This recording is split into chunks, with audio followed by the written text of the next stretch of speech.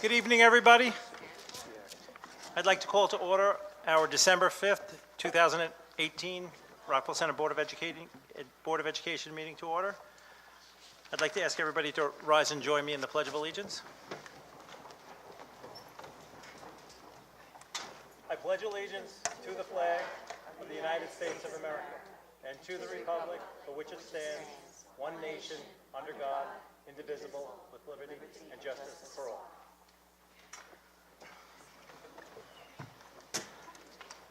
I'd like to draw your attention to the exits. In case of an emergency, there are 2 exits in the back of the room, 2 exits on the side of the room, and then follow the exit signs in the hallway, which will lead you outside. Any and all correspondence that can be viewed are out in the hallway on the table.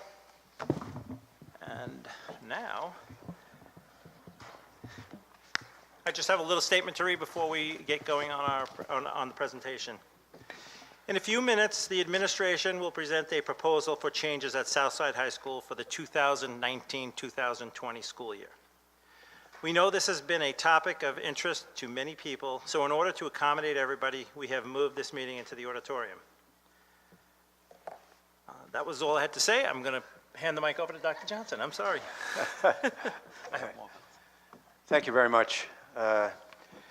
Yes, tonight we do have some proposals that we would like to have considered by the Board of Education, and it really was instituted in response to a number of inquiries that were made and in response to concerns that people had. And I believe that we've been able, by putting together the responses to both the concerns that people had about the IB course and special education, been able to address all of them. So what I'd like to do is just kind of jump right into the proposals for the board to consider, but not before we thank various members of SEP and the PTA, who has very generously given of their time over the past few weeks to meet with us and provide us the opportunity to share many of these very same ideas with them and to use them as a sounding board prior to the time that we were able to meet tonight with the Board of Education, with the community. So if we could put up on the very first slide, Chris.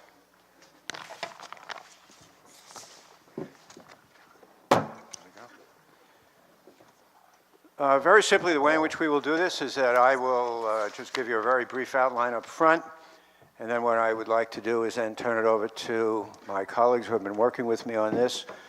First, Noreen Leahy will talk about special education, and then we will have Mr. Pelletieri and Mr. Murphy talk to us about the IB program, and then we will certainly welcome the opportunity to engage the public in questions and concerns they may bring to the microphone. First off, we're going to take a look at a pilot Core 2 program. A number of years ago, we had a Core 2 special education program here in the school district. In recent years, we did not take advantage of this service. We have decided that it would be appropriate to return to that model at this time. And essentially, what it is it responds to and is in part of the multi-tiered level in which the state currently operates with regard to its graduation requirements and the diploma system. We really have a 2-tiered system in New York. One of them is a Regents diploma and the other is a local diploma. And essentially what this is designed to do is to provide opportunities for students in special education to work essentially for a local diploma. Our goal, therefore, is to enroll students in courses and who will all graduate with a diploma. Now, you need to understand that the 3rd tier that I mentioned to you just a moment ago is a tier that exists for students who are what's known as alternatively assessed. Alternatively assessed students are not eligible for a diploma. So we do have children in the school district who are alternatively assessed, and they are currently enrolled in what we call a core program here at Southside, and quite frankly, in the middle school and the elementary buildings as well. This is designed to target students. They may, in fact, be able to achieve a Regents diploma, but in all likelihood will, in fact, have as their goal a local diploma. New York State has as its law that all students who are enrolled in both regular and in special education classes must be provided Regents curriculum and will, in fact, take Regents exams. The enrollment in this class will be limited to students who are recommended by the Committee on Special Education, and Dr. Leahy will spend some time talking about it, but nevertheless, something called CDAS will be offered to all enrolled students, and that is the means by which the state designed a program to replace what used to be called the Regents Competency Testing Program. So it provides a variety of different opportunities for students in special education to achieve that local diploma. The second piece of tonight's presentation will focus on the junior year English and Social Studies courses.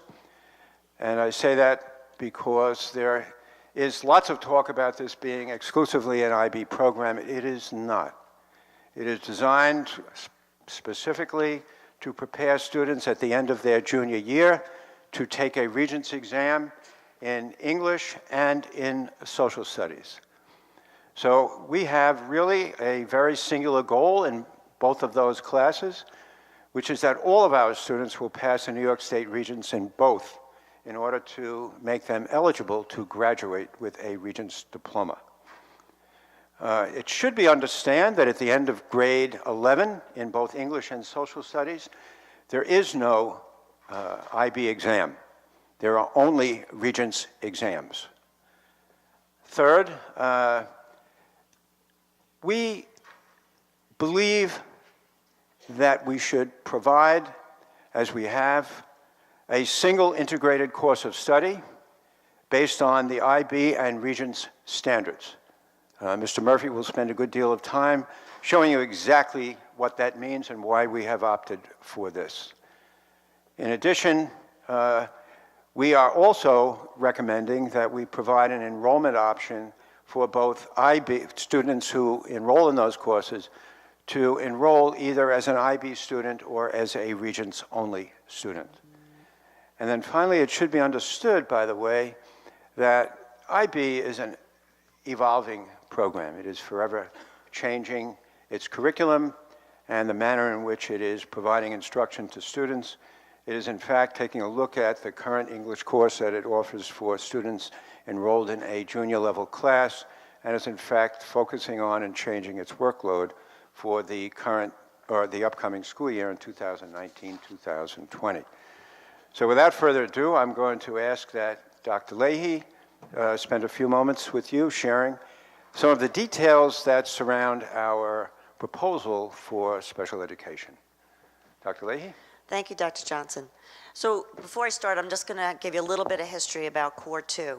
For many years, Southside High School offered a program, the Core 2 program. And the Core 2 program was for students who were not involved with a Core 1, students that were receiving IEP certificates, and were also not able to access the Regents curriculum.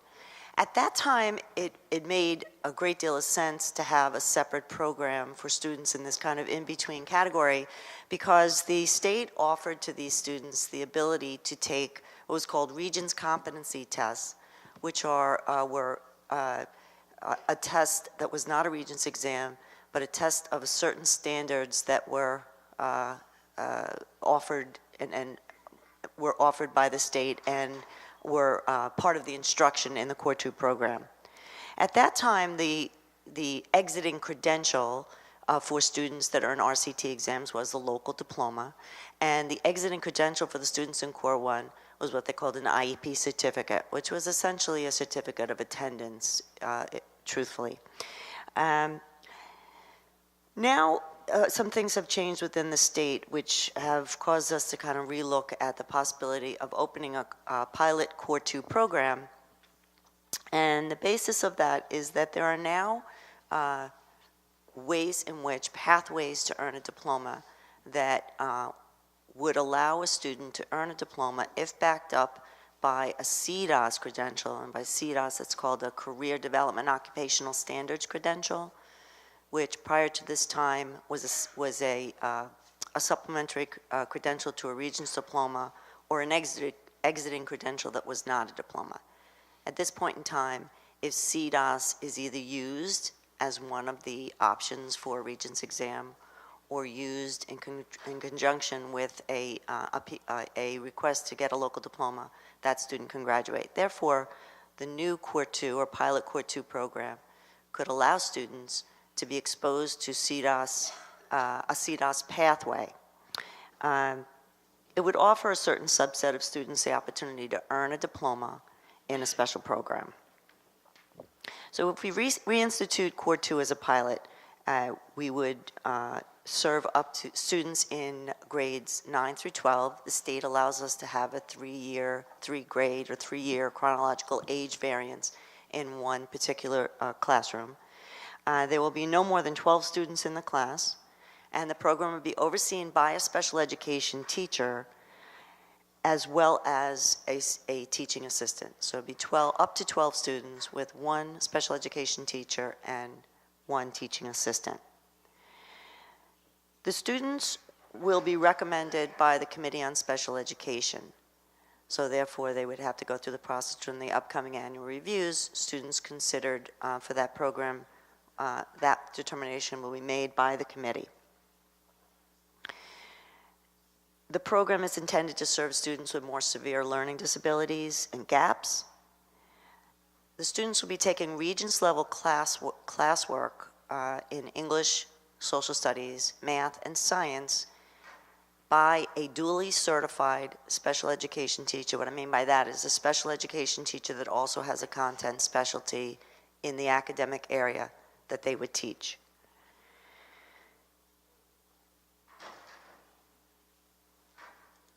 Students in this program would, of course, since it's very individualized, the Committee on Special Education may determine that a student might be able to integrate into an academic subject outside of this program for a particular subject if it's appropriate.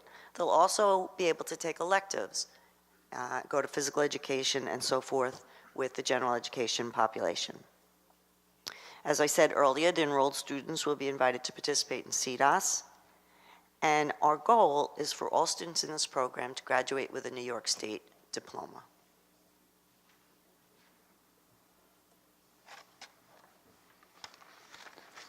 All right, what we're going to do now is kind of shift gears. I think, Mr. Pelletieri, if you would kind of start it off by giving some preliminary remarks about the program, and then we'll ask John Murphy to jump in. Chris, just 1 minute. If anybody wants to follow the presentation on paper, there's copies of it out in the hallway. I'm just letting everybody know, all right? So if you don't have one, you can jump up and grab one. Thank you. Thanks, Chris. Of course, thank you. So this aspect of the proposal is really about instilling choice into our 11th grade courses where there is none right now, insofar as 11th grade English and U.S. history, 11th grade. What we're planning on doing and looking at and proposing is to offer an IB and Regents course where students are co-enrolled. So they are seated together.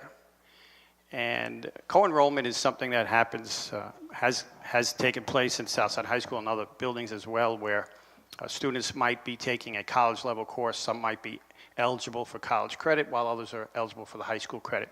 That's a choice that students make, that families make. There's also co-enrollment around foreign language at times where students might get to a really high level and they are co-enrolled with students. And we also co-enroll, we have co-seated or co-enrollment in 12th grade English currently, where students choose to do 12R, we'd say, or 12 IB. So it's not a brand new or experimental type of course.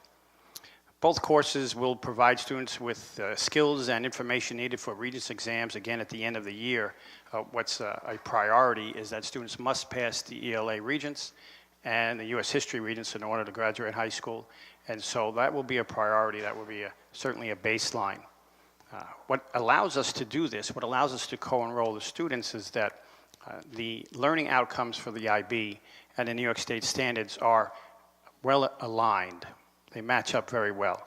And what we're going to look to do is a complete curriculum rewrite in these courses, utilizing history teachers, ELA teachers and special education teachers working together, and that's something that we would get started with right away, working together to write these two new course curriculum.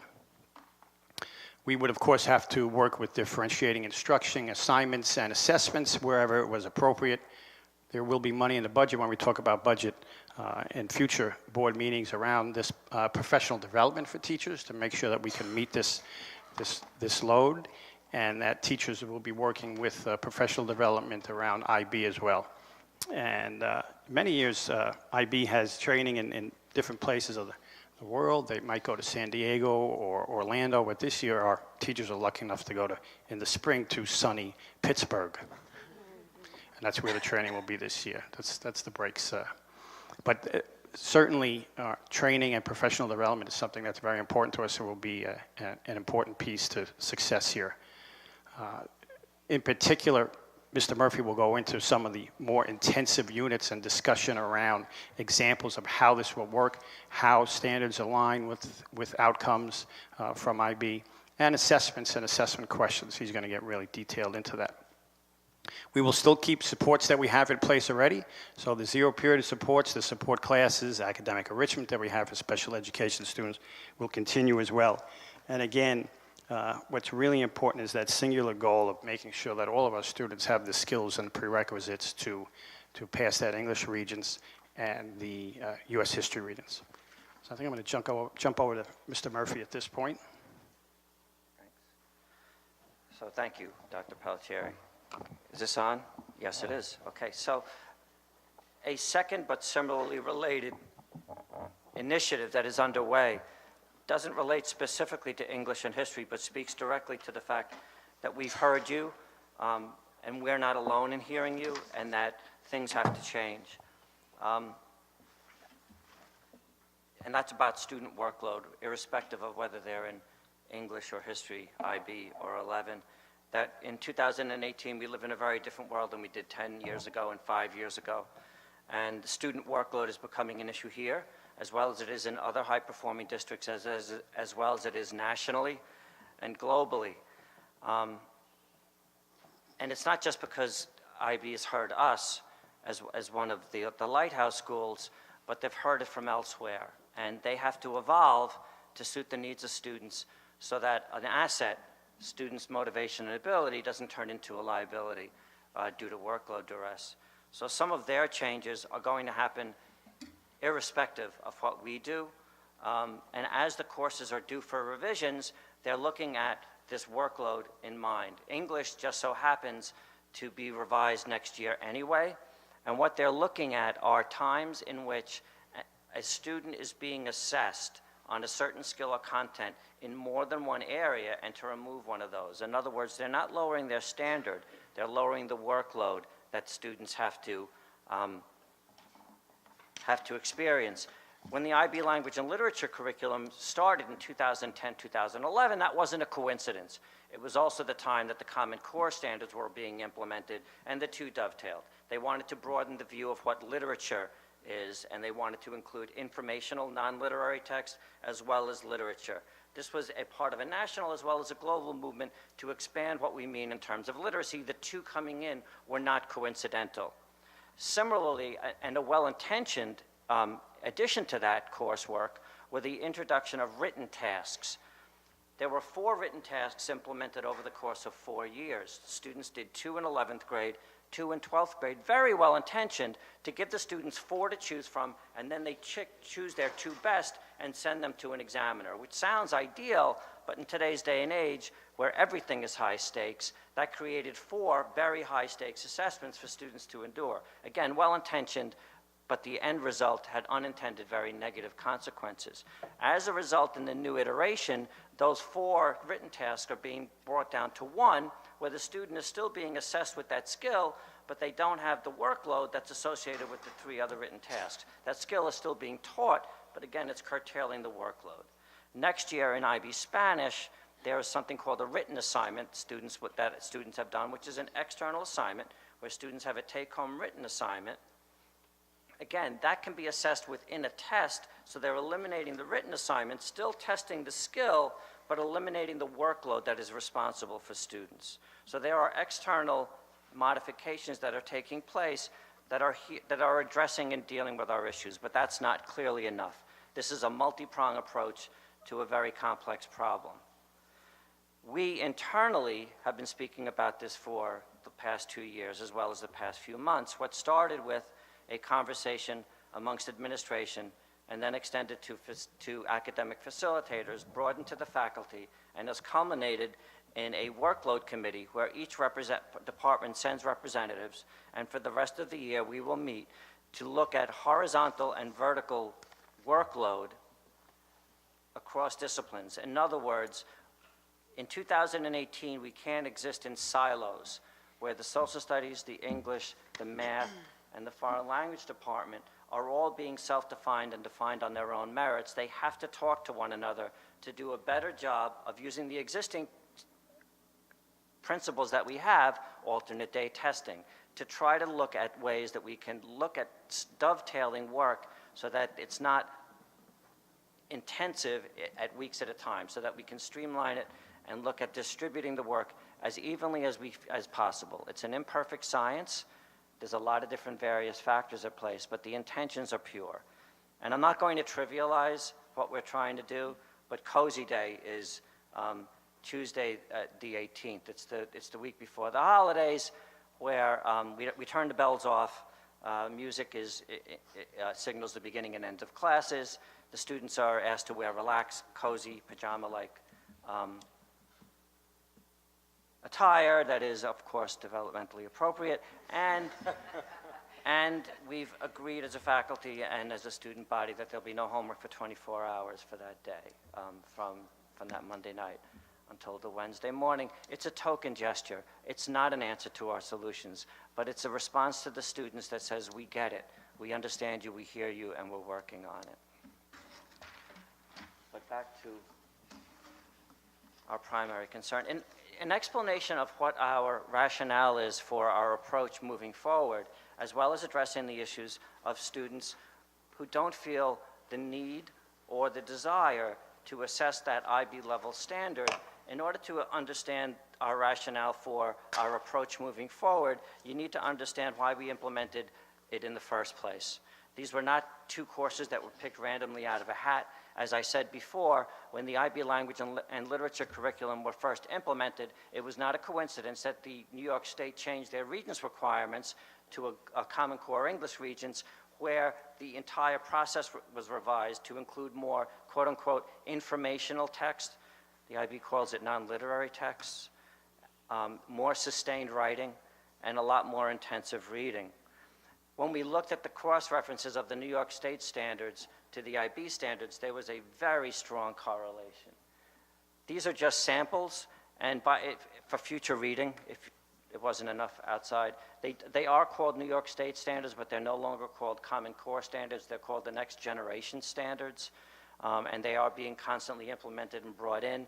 The real difference, for instance, with the Next Generation standards for literature and literacy is that they're taking the informational standards and the literature standards and they're combining them to make it more user-friendly, because it's reams and reams of paper. They're trying to make them more user-friendly. But as you have it in front of you, the 2 overlaps are in the skills and approaches. In other words, there is a strong correlation between both agencies looking for a variety of text types, meaning you can't just read plays and novels anymore. Students need to understand how to read op-ed pieces, how to read graphic novels, how to read opinion papers. They need to have an ability to read very close texts, sometimes for the first time unseen, and extrapolate information as an adult would to become an informed citizen. They need to develop argumentation skills, where essays aren't the only thing that we write as adults. There are a number of different places that you try to convince: expository texts, essays, exposés. So they need a variety of writing styles as well in order to be prepared for their post-secondary lives. I was an English major, born and raised on the classics, but not everyone's going to be an English major in college, but they all have to have literacy at a fairly sophisticated level. And they all need to understand the relationship between evidence, the text that they're reading, and supporting a case, an opinion, an argument. So if you look at the requirements for just the Regents exam, forget IB for a second. What you have out in front are two exams. One is the U.S. History Regents from June 2018. The other one is the the English Regents from the same time. 2/3 of the exam comprises of close reading, followed by a written response. For the part 2 of the English Regents, it's called a written argument. Students read 4 texts, each of which are a page to a page and a half long. Of those 4 texts, they choose 3 and create a written argument under testing conditions in response to a prompt. Is graffiti vandalism? They find the thread. They first choose 3 of the 4 texts, then they find a thread that unifies them, then they create a literary argument that responds to the prompts, distinguishes their position from alternatives that they could have considered, identified sources and evidence from the text to support their argument, and maintain formal writing styles. That's the English Regents. If you want to, it's about 5,000 words of written text on the English Regents during the course of the exam. Part 3 on the same exam. John, I think it's worthwhile saying, I presume everybody in the room had an opportunity to pick up a copy of the Regents exam. We actually left out on the table in the lobby copies of the Regents exam that he is referring to. So when you take a look at Part 2 and Part 3, you can take a look at the texts actually that appeared in the exam itself and get some sense of what our students, when they are asked the question that he is in fact just describing to you, are responding to. So we didn't put the text in the presentation, but you have a copy of the text in front of you, so you can get a feeling and a sense of exactly what it is that your children will be asked when in fact they are sitting for the English Regents as a junior at Southside High School. John, I'm sorry. Thanks. So the English Regents and the U.S. History Regents being the culminating experience in 11th grade has always been the case, by the way. This is not something that we implemented just now. This has been 23 years. I don't know. Can you go back further? So part 3 on the English Regents is called the text analysis response. Again, the student receives a text, one page, 1.5 page. It can be a memoir, it can be an excerpt from a short story or a novel that they haven't seen before. They read the passage, annotate, then identify, first of all, a central theme from the text. Then they identify a writing strategy, word choice, figurative language, setting, mood, tone. Then they explain what the relationship is between that central idea and that writing strategy. In other words, why did the author choose this setting in order to expound this idea? It is intended to be a shorter written piece than the first, but is about 1.5 to 2 pages of writing is required. But again, note the guidelines and the descriptors. Analyze the written piece. Develop a strong argument that links the writing strategy to the point of view. Use strong, thorough evidence. You notice that the pattern is emerging. So, when in IB English or English 11R, one of these intensive units includes an IB writing assignment that exceeds the requirements of the Regents that you just so stated, but addresses the skills and content that are needed for those Regents, this lends itself to our ability to diversify the requirements. So all the students will be getting the skills that are required for Part 2 and 3. But when we do this written task, we are afforded the luxury of differentiating and modifying that assignment depending on the student's registration status. In the written task, for instance, in the first semester, the students were asked to go out and freely choose their own text, an op-ed piece, an advertisement, and choose one of 6 questions like the one listed on the board.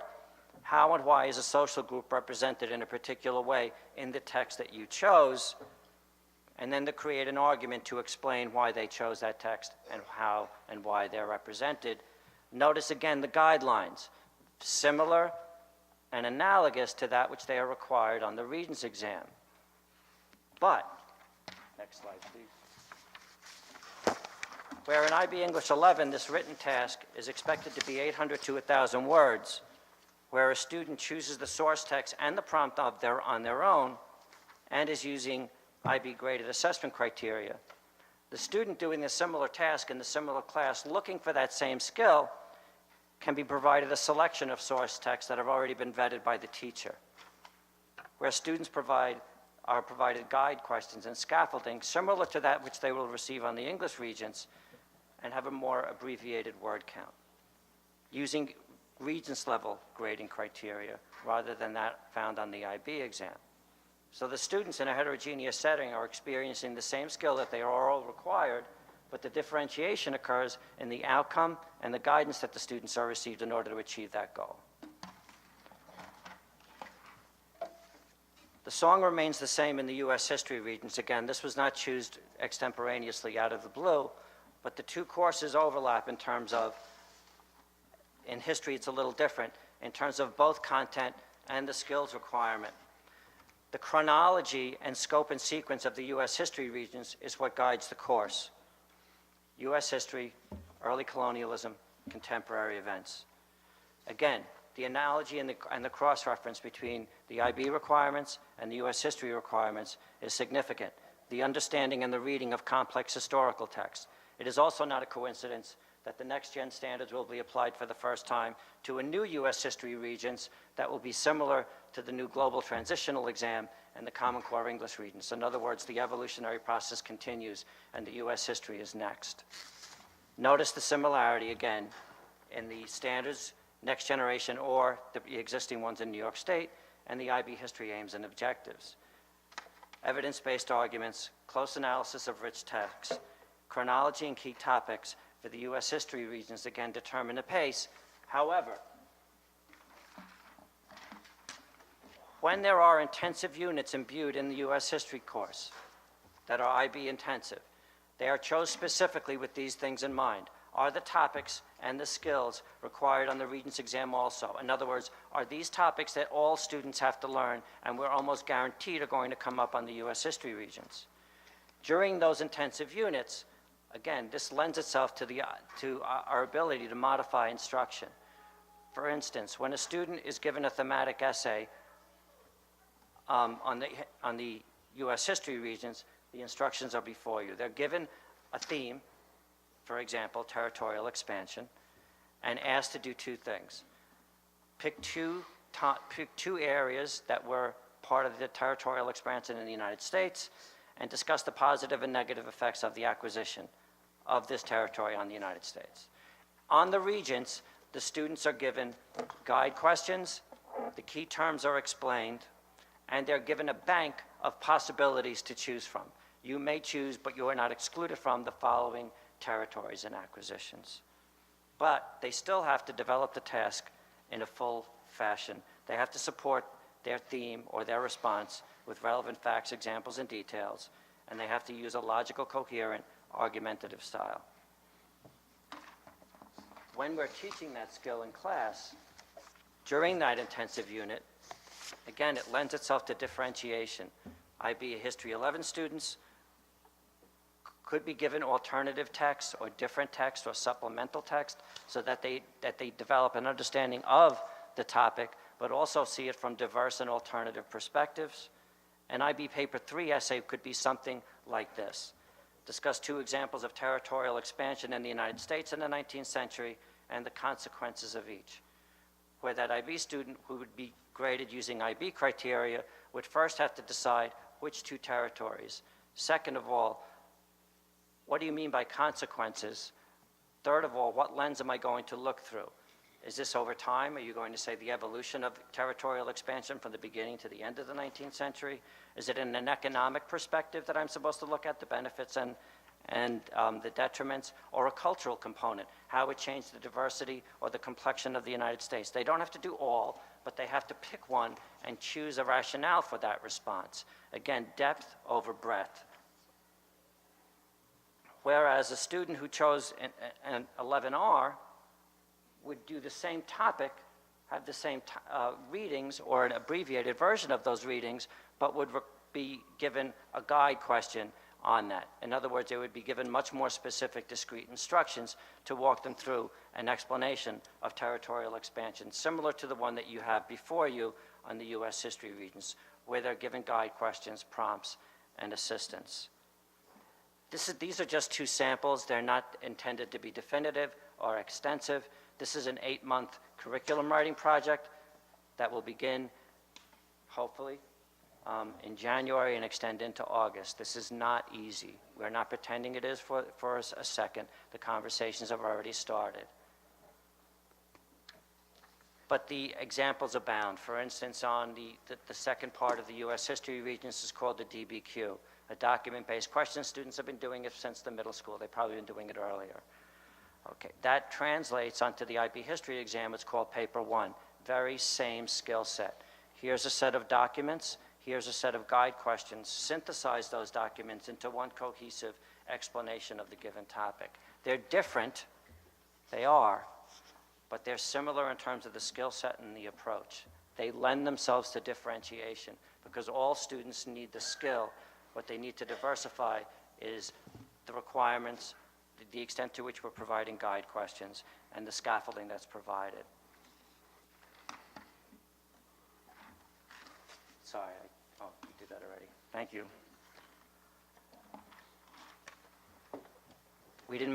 I don't put this proposal forward lightly. I know some of this is counterintuitive. We do have experience with this, not just with coach seating, but differentiating. I did hear you and your requests that some students need a break and need that form of relief. I'm trying to do this very carefully so that we don't regress and change those things that have been successful.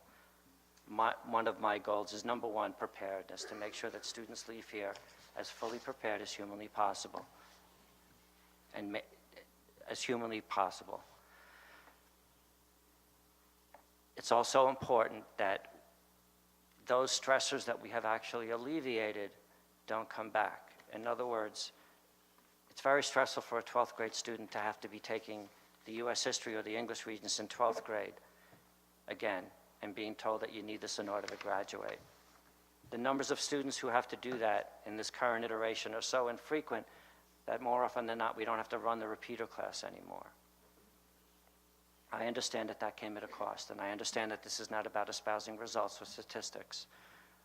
But I'm proud of the students for doing that, and I'd like not to regress back to that. So the goal and the outcomes that we're looking at are to ensure that students have an opportunity and the ability, as they do now, to pass it on the first go. But they are also given choice in terms of selection of rigor that they choose to select, and avail of the heterogeneity that they've grown accustomed to, and use it as an asset rather than a liability.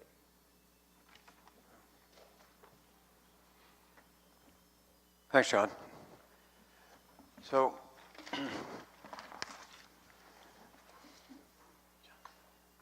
this is not going to happen by accident. This will require a good deal of work on the school district's part in order to move forward. So, well, if in fact we were able to come to closure on this, and I would hope that we could very shortly, if not tonight, what I would really like to do is to focus also and let both the community and the board know that implementation is not going to happen overnight. We're going to need to commence activities very shortly in the new year and focus on a number of different aspects of what it is that we would need to complete in order to make this effectively available for both the instructional program in special ed and in IB for September of 2019. We are going to have to go back in and rewrite curriculum, curriculum assignments, assessments, where needed and appropriate. This is going to have to be a collaborative effort between our special education department, our social studies department, and our English department. And it's probably going to take the better part of 6 months. We would like to see that activity to begin, if at all possible, in January, so that it is available then for distribution by the end of the school year, and then we would hope that either during the school year, as we approach the end, or during the summer, we are able to put together a thorough staff development plan so that all of our teachers are adequately prepared to handle the changes that we're currently considering when, in fact, we put them in place in September. We also want to take a look at a plan for gathering information, assessing and evaluating the changes that we are currently looking at, and putting together reports to the Board of Education as it is implemented next year, both at the mid-year point and at the end of the year. We believe that both the special education program and the IB program need to be examined very carefully and, in fact, evaluated during next year and shared and possibly modified in the event that the data suggests that it needs to be done. But certainly what we need to do is to gather that data, share it with the board, share it with the community, make sure that we have made the right decision. Certainly for the Core 2, what we need to do is, in addition to working on the suggestion that Mr. Murphy was talking about, we need to in Core 2, take a very careful look at the curriculum that we have available for these students, put together a schedule and a fiscal plan for the Board of Education to consider as we begin to move through the budgeting process. So that really concludes our remarks. There are a couple of other slides that you can take a look at. We can talk about them later if you would like. One having to do with some research and the other have to do with some numbers. But I think we are prepared to kind of move into a discussion with the members of the board and with the community if, in fact, that's what you would like to do at this point. Thank you, Dr. J. Thank Sure. you, Mr. Murphy, Noreen Leahy, Dr. Leahy, Dr. Peltieri. Ms. Dion. Can you do public? Okay, we'll do public. Okay, I'm sorry. That's right. Well, since Mr. Murphy's standing up, I'm going to ask, Mr. Murphy's sitting down again. Since Mr. Murphy's standing up, look I at was only pretending. Can you, so obviously we're going to have to do some curriculum rewriting and Dr. Johnson went into it, it's extensive. Is that also going to affect other levels, 10th grade, 9th grade? Is it going to trickle down? I think it avails of 9th and 10th grade and the special education department. It could. That is not the initial envisionment to modify 9 and 10 right now. We're focusing on 11 because of that shift is most significant from 10 to 11. I didn't want to, speaking of the silos, misconstrue that this is not a social studies and an English department initiative. This is a collaborative initiative. And curriculum writers will include special education and general education teachers. But no, we're focusing on primarily on 11 right now. And how will our students choose which path? Right now, currently, our seniors make choices. How do they make those choices, and how will our juniors next year make The those course selection choices? process begins in December. We've held off on the 10th graders until the end because they are the ones that are most impacted. So a letter will go out, depending on what the board decides, to parents so that they can make a concerted decision with their son or daughter, so that when they do choose class selections, the third week in December, it's an informed one. It's not the last time that they can choose to do so. They'll also receive a confirmation, Ms. Levy, in March, where they can look it over again, get a verification, monitor, and adjust as needed, so that they really do have the rest of the year to decide, but we would like a preliminary decision, at least now, made by the end of 2018. And if a child chooses to be a Regents, I'm sorry, am I allowed to keep talking? Okay. If a child chooses to be a Regents class, will they automatically be in a support class? Is that also No. a choice? Is that a conversation with the guidance counselor? How does that work? The other support mechanisms that are currently in place will operate the same way, that is a decision that the student can do, and it's the exception to our add-drop policy. A student can add a support class anytime they want that it fits into their schedule. And we John, will could make you just take a minute and explain, because I'm not sure everybody in the room understands how we structure support in the high school for students enrolled in these classes? ELA support is offered grades 9 through 12. It's an every other day class that's offered to students who need that supplemental instruction in order to achieve the desired goals. It's not a remediation, but it's a pre-teaching usually, so that the students can fully engage in the full general education classroom setting. Students can voluntarily take a support class or be mandated as part of their academic intervention services. We allow students to add or drop the support classes as they see fit. It's not, English isn't the only subject area that has them, but it's also available in History 11, and we will make sure that those support classes are available. And they'll be available whether you're a Regents student or Yes, an ma'am. IB student. Mr. Murphy, Ms. Dion said the student can choose. That's not where we're going, are we? The student is not the only person involved in the decision, No, clearly, the parents will be receiving the letter informing them, right? so it's going to be a collaborative effort between the Right. parent, the student, guidance counselor? Okay. Mr. Murphy, if somebody makes a decision, and is there a grace period when they start the class before the assessments happen, or any assessments happen, if somebody realizes that they're in the wrong that they've made the wrong decision, is there a grace period to change it before they start? I would have to see the curriculum in its finished form before I could make a definitive line in the sand. It would be easier to level change down from IB to a Regents level than the reverse. But in 11, if the goal is for every student in the class to pass the Regents, there must be a point during 11th grade where you go further or you go less, no? It's not, the intensive units are distributed evenly throughout the course. They don't occur right away because it's a slow, gradual process, and they do intensify as the year progresses. But they are distributed, for example, one per quarter. Sometimes the intensive unit could be an exam, where there's a different exam given.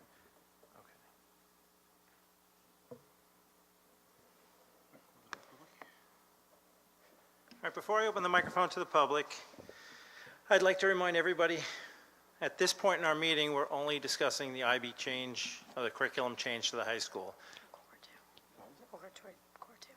And Core 2. At the end of our meeting, we will, anybody can come up to the mic for any topic. So we'll have another open mic portion at that time. When you come to the microphone, I'd like everybody to give your name and address, and refrain from addressing anybody in the audience or anybody directly at the table. This is your time to come and speak to the board, give us your opinion on where we're going, not to point a finger or criticize or talk specifically about somebody. I'd also like everybody who comes to the mic to be conscious of the many people who want to come up and speak and hold their comments down to a minimum. We are trying to save 3 minutes. If that's possible, please adhere to that.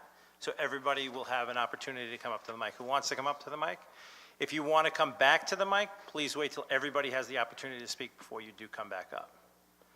Everybody here who wants to speak tonight, we want to listen to you. We want your input. We want you to understand where we're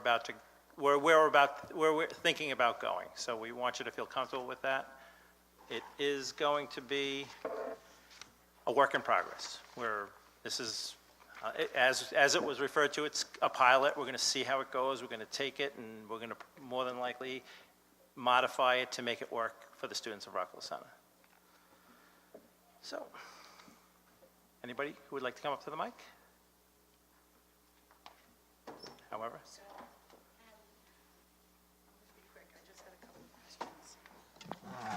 My name's Denise McNicholas, and I'm at 27 Broadway. Thank you, everyone, for the open discussion. I think it's been great. I do have a couple of questions. You brought up the 11th grade co-seating, and it seems very similar to what we have now, because I know, although everyone's enrolled in IB, not everyone needs to take the IB requirements. You don't have to take the test. You don't have to do the essay. So it seems pretty parallel to what we have now. My concern is what you said, which eventually the curriculum will show, is the assessment. I know the IB works on a rating scale, so there is some weighing. How will that be factored? If both a Regent student and an IB student are taking the same exam and the IBs are weighted, where's the benefit of taking the Regents when the curriculum presented is fairly similar? Another idea I had is, I know often students take chemistry on a Regents-based level, but if you choose to take advanced, you go an extra day a week, an extra period. Is that something that can be considered? Instead of it being an IB class, could it be a Regents-based class? And those students that want to pursue the IB, let them do their extra work on that extra day, double up a period, however they do it, that sixth period. It's just a thought, because for me, it is about the rigor, and it is about the amount of work. And all of you say, oh, it's one assignment, once a quarter. It doesn't seem like a lot when you break down just English, but when there's social studies, and then there's Spanish, and then there's math, and then it becomes an overwhelming, daunting task for most of these students that we're addressing. I'm not IB has a great value, and many kids should be in it, and the more in it, the better, but we do have that percentage that just, this is beyond them, and it's also about, for me at least, like you say, this is 11th grade and 12th grade. By 12th grade, every student has met or attempted to meet their requirements for a Regents diploma. Why are we co-seating in 12th grade? Shouldn't at that point, if your child's not going to be successful, we know it. Parents, most of us, pretty straightforward, pretty honest, as are the students, as are the administrators. Maybe at that point we can say, okay, let's not co-seat. Let's say you can have an elective for English. Maybe someone's a great writer. Let them take a creative writing course instead of that mandated IB again their senior year. Junior year, I see the value.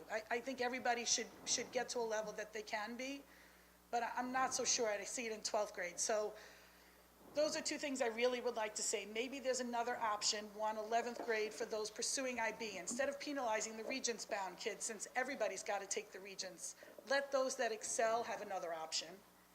And maybe we can reconsider 12th grade, because it just doesn't seem fair at that point to be pushing them again into 2 IB classes where they will take 2 IB exams that may really not be appropriate for them.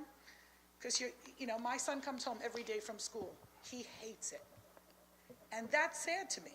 He hates school. I have to push him out the door every day. And when you don't have any successes throughout the day, except in his case, sports, which, like you said, he is playing 3 seasons of sports. It's near impossible, but it's the only success he has. So we allow him to do that. There's got to be a better option across the board. And I appreciate this conversation. It really will make a difference that it's an open discussion.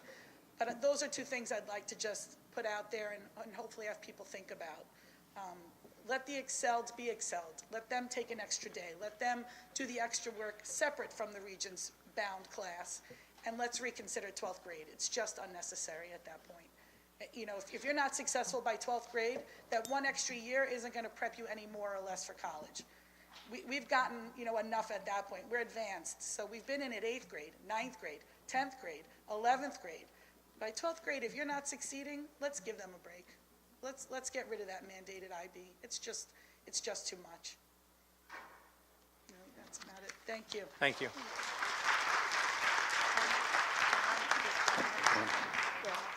They should answer. They don't know if they- Hi, Maria Mawini, 352 North Village. Just a question. I have a daughter going into 11th grade, so the IB and the Regents probably won't affect her. She's a good student. My concern are the children with the IEPs. How does it work with them in the same classroom?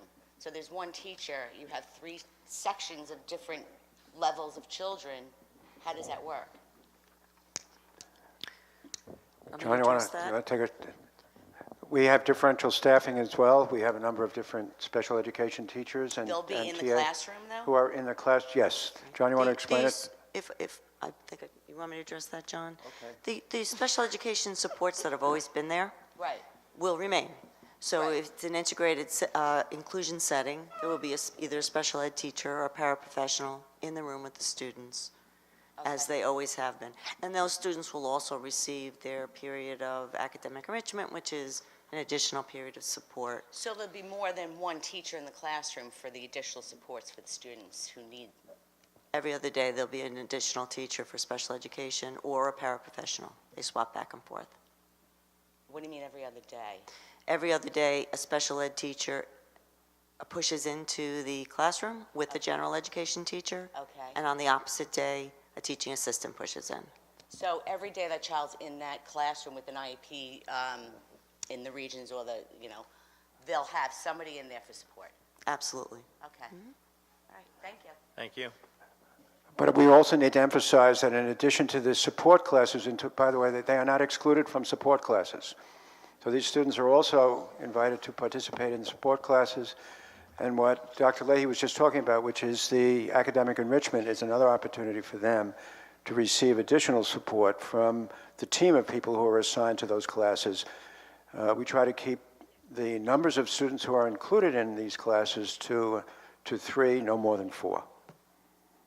All right?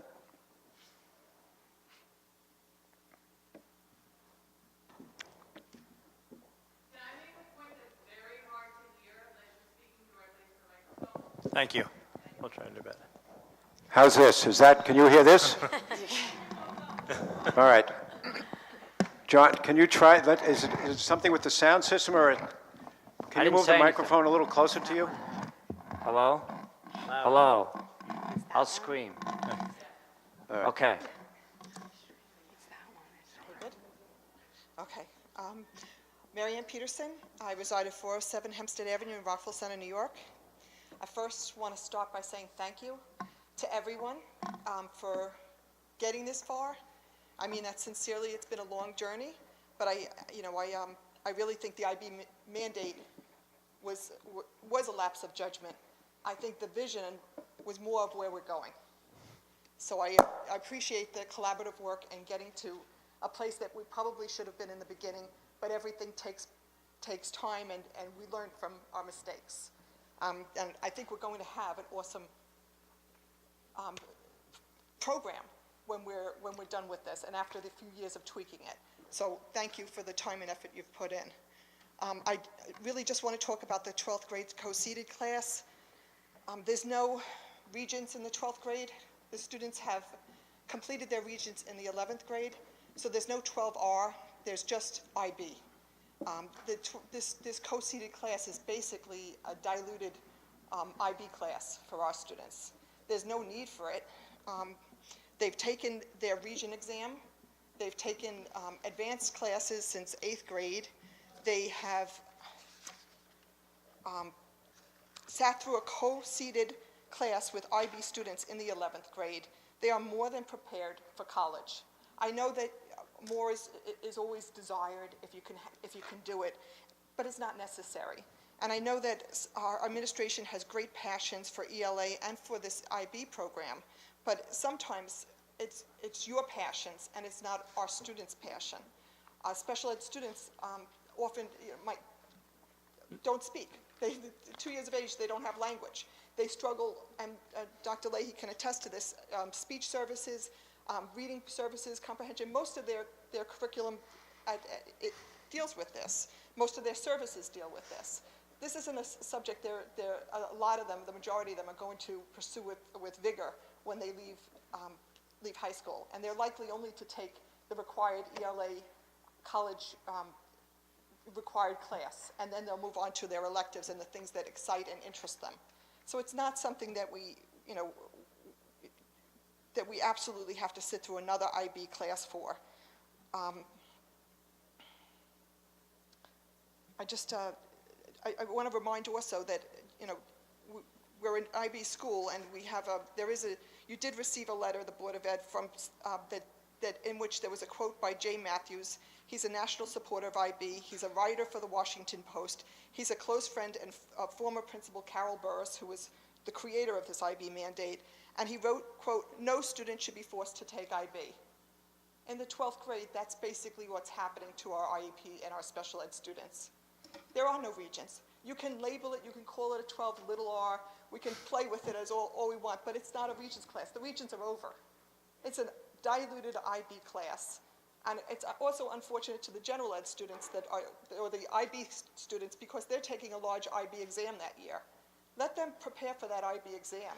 Let them soar in that class. Let our kids take the electives of public speaking. They have deficits in those areas. They have deficits in eye contact. We've talked about that. They have deficits where creative writing and public speaking would do far better for a future career than another IB hammering away class would. And that's all. But thank you very much again. Thank you, Mrs. Peterson. Petty.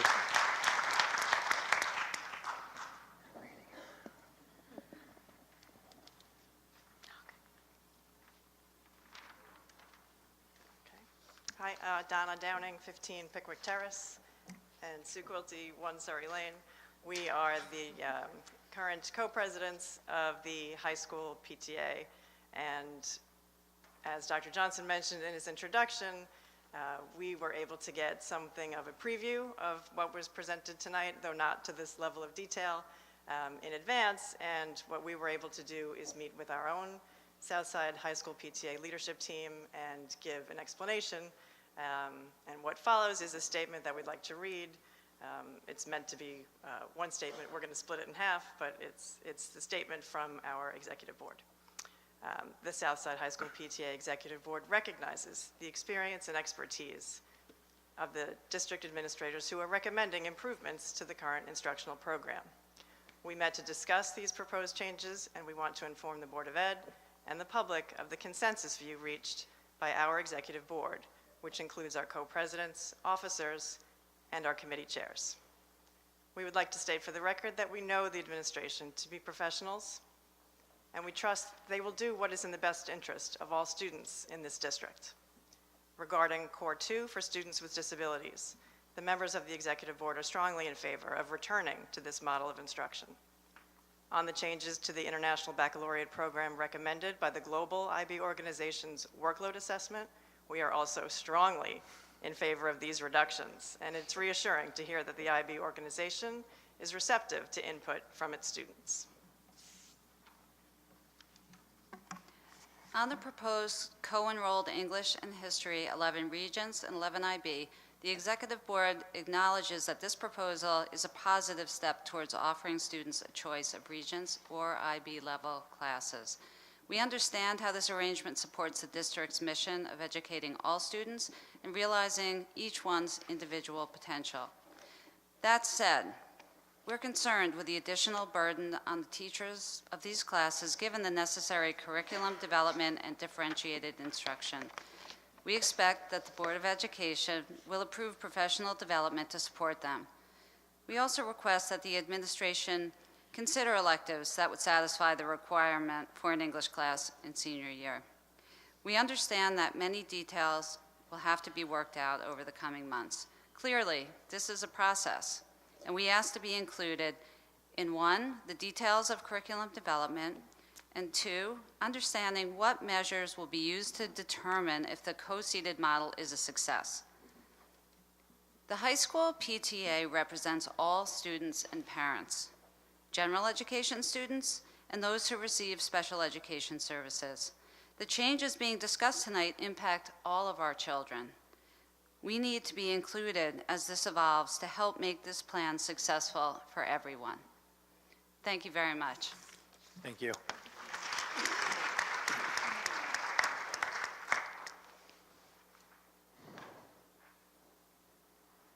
Anyone else?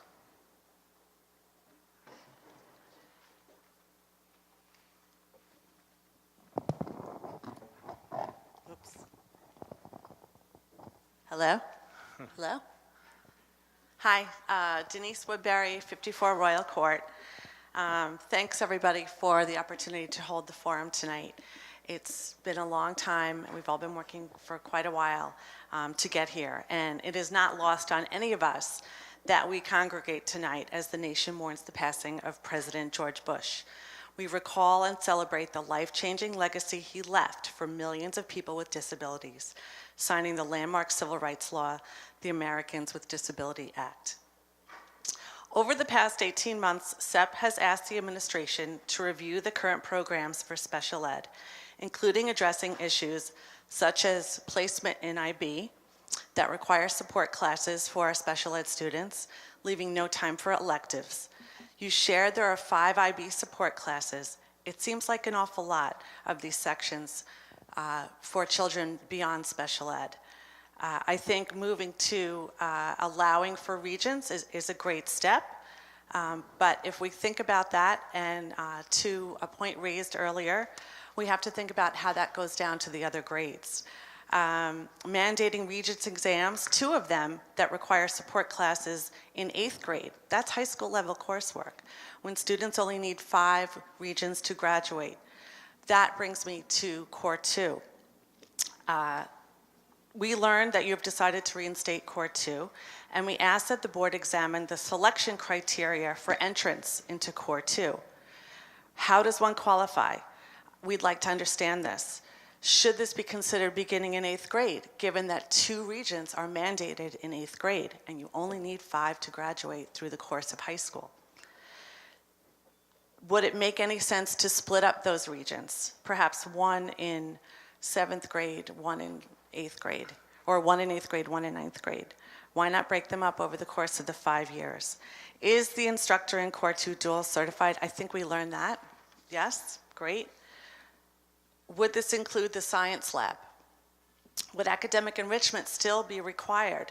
I heard it's an option, but when we talk at IEP meetings, during special ed meetings, we are always encouraged to have academic enrichment for these children. When is there time for electives? Are foreign language exempt children considered eligible for Core 2? Are there any 101 foreign language classes offered in high school? Maybe by senior year, there would be time to get those 3 credits that many kids need for college, and they'll have time by then to focus on that foreign language where they don't have time earlier in their life when they're 11 years old. Can Core 2 expand from what it once was? Just because a child is blind or dyslexic or is not able to have eye contact does not mean they cannot learn what is required to graduate high school. IB may not be appropriate. Co-seating may not be appropriate. But I submit that they do work harder for their grades due to the pacing already in Rockville Center schools. What is not acceptable is a fast-track curriculum starting in 6th grade in order to take those Regents in 8th grade so that they can get to that IB class, even if it is co-seated. It's starting off very quickly for this population. I think that Core 2 students can have a very rich discussion. I think Regents children can have a very rich discussion. We have excellent teachers in this district. Regardless of who's sitting in that room, they do strive to have our children reach their potential. So let's think about how we are approaching children in special ed. They don't always need support classes. They just need an appropriate pace. Making all children take 2 Regents in 8th grade is harmful. It's not necessary. And we could also consider bringing in do no harm. Once those 5 Regents are achieved and the children are still taking Regents classes, do no harm would mean that the final exam, which is a Regents, if they do fail it, does that no harm. That's all I wanted to say. Thanks very much. It's going to be a long, tough road to figure out this curriculum as it is being considered in terms of co-seating. It seems a lot like what you're doing now, and I'm not sure it really addresses a lot of these children with heavy IEPs that are not severely disabled. So thank you. Thank you. Thank you.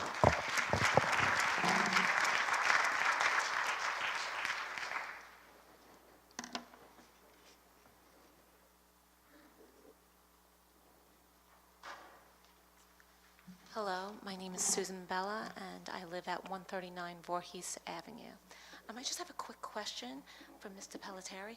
You had spoken about professional development in Pittsburgh. What exactly is that? That's all I really Are want. you interested in going, or? No, I'm just curious because... Our IB teachers each year go to different roundtable discussions. They go to different professional development. And so this year, one of the professional development that's being offered by IB is taking place in Pittsburgh along ELA. So we'll make sure our staff is going to attend that. It'll be part of all the professional development they get insofar as IB and the creation of this new curriculum.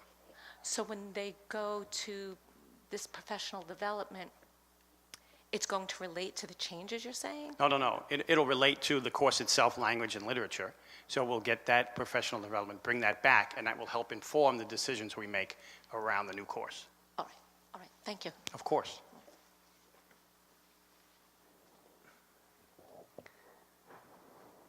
Mr. O'Shea, I was wondering if I could just address, there were 2 questions that came up when Mrs. Woodbury was up, and she asked about academic enrichment for the Core 2 program, and also would it include a science lab?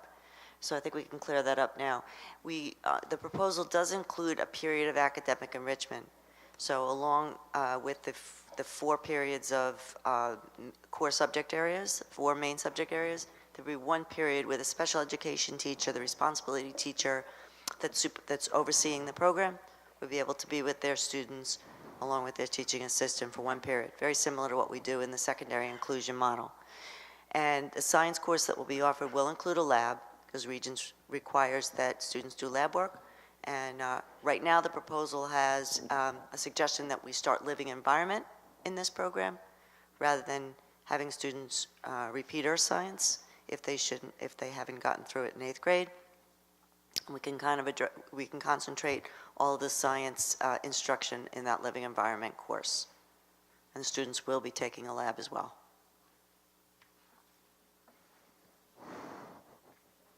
Thank you. Anyone else?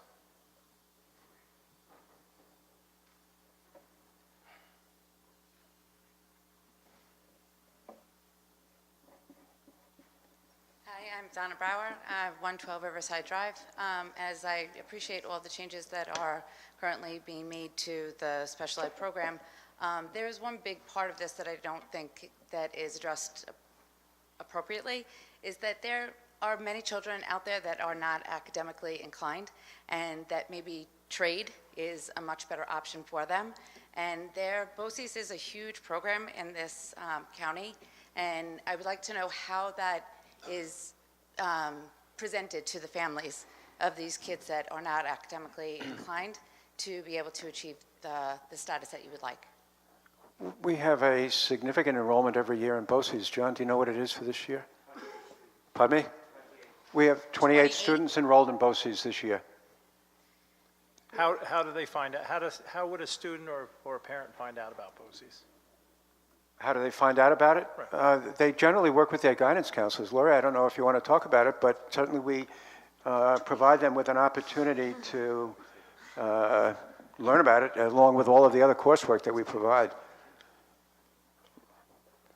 You may not know Lori Levy, but she is coordinator of guidance here at Southside High School. Hi, everyone.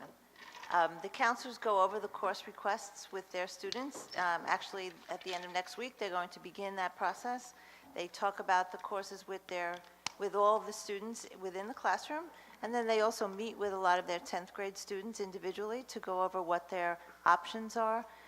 Counselors have also been going into some of the special education classes to specifically talk to them about BOCES programs, technical programs they might be interested in.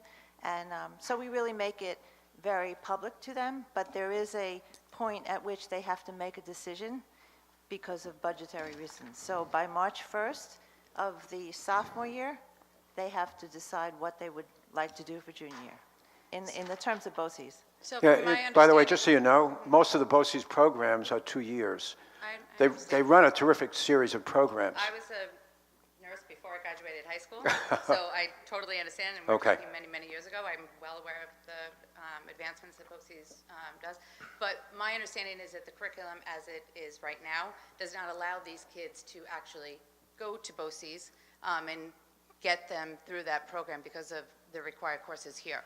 Is this new program that you are trying to develop going to allow these kids to actually be able to go there and do those Potentially, programs? yes. It hasn't prevented students from earning the high school diploma here for those who do It's go made to... it very difficult, I think, for them to do both, from my understanding.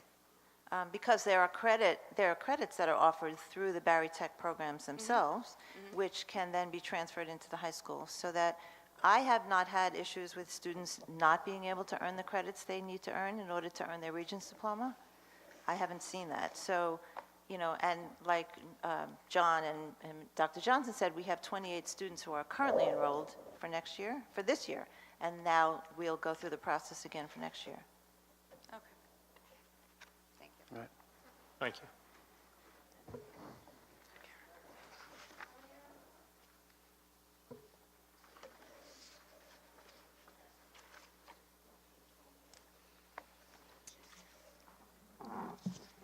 Hi, Karen Burgee, 15 Hendrickson Avenue. Before I get started, just to go on what Donna was just addressing, can we talk about that same issue with special ed kids and with their support classes and academic enrichment? Maybe that's where the confusion lies. Are there special ed kids who are having a problem going to BOCES and fulfilling their requirements because of support classes? No, actually. John, could you speak into the microphone? No, actually, and this, I don't have the list in front of me, but actually, special education students are overrepresented among our BOCES participants. Yeah, of the 28, are there children with IEPs and support Oh, classes absolutely, going? yeah, very much. And for a lot of reasons, not the least of which is that it's a CDOS Right. possibility. For not all BOCES courses, but for many. Well, we don't use CDOS as of now, right? We haven't had, We haven't Oh, had sure. to use, well, no, in other words, as a graduation requirement. right, as a Oh, graduation right. requirement, we haven't had. But we are definitely going to be considering it as part of the new program that we're putting together.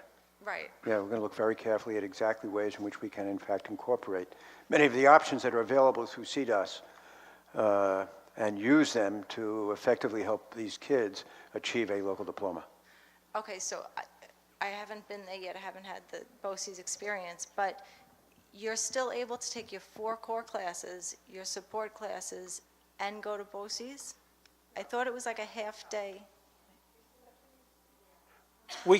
If you, No, I'm just saying that if your son, like my son goes to BOCES in the morning, but he could not get support classes because like 0 periods in the morning, and all the support classes are given in the afternoon. And that can be absolutely a struggle, especially with IB classes. So I also second the others here regarding the IB mandate for the 12th grade because it's just too difficult if you don't have those support classes. That's special education. thank you. Thank you.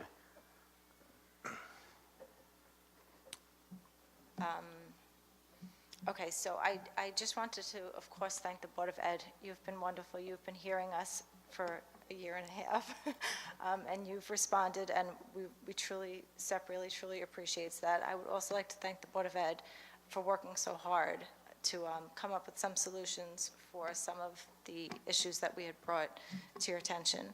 I'm hopeful and confident that Mr. Murphy, along with his team of dedicated teachers, will take this challenge seriously and with due effort, as you have been thus far. Thank you.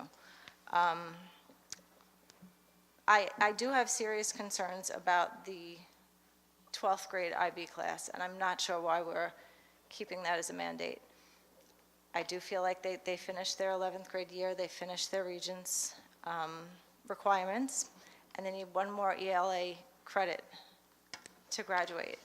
I'm not sure why they have to be sitting in an IB class again. I do understand all of your explanations as to keeping them together and why they do better, but by 12th grade, they're separated in so many ways.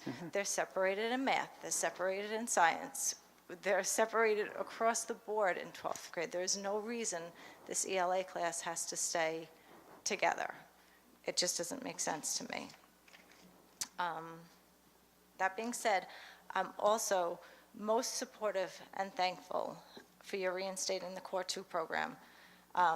Although it's not clear to me as to how the kids are going to be evaluated, and it is a concern because I'm slightly fearful that children are going to wind up in that class that may have otherwise had to have been placed out of district, and now we're going to be trying to keep kids here. And it's not actually going to be the kids that are here that we're placing into this program. It's going to be kids that may have gone out that we're keeping in, if that makes sense. Am I being clear on that one? So I am concerned with the criteria for how these kids are going to be evaluated because nothing has been presented yet on that. However, if it's the way I'm hoping it should go and the way I'm hearing that, I think you're saying that it will go, I think it can be an amazing program. I think it can be a life-changing alternative for a handful of students, and I'm so excited for those families who will get to have that as an option for their kid. It will be fantastic. Thank you. Moving forward, I hope that the administration and the board will be as concerned as SEP is with the other issues that we had discussed at the forums. There were several extremely important issues that were put on the back burner while you addressed these high school issues. And we now want to make sure that you will put some serious thought into these other issues affecting the elementary and the middle school. Leading up to these high school problems, there were a couple of issues going on in the lower buildings where it's going to help with the, if we address them at a younger age, it will help with the high school as well. We had talked about reading assessments and interventions. We had talked about alternates to the 8th grade Regents courses and middle school accommodations and modifications, possibly even a Core 2 at the middle school level, because I believe some of these students can easily be identified in 6th grade. I do not think we need to wait till 9th grade to start them with the Core 2. I'd also like to keep on the table foreign language options, and I would also like to see a solution to the exclusion of special ed students on the Washington, D.C. trip.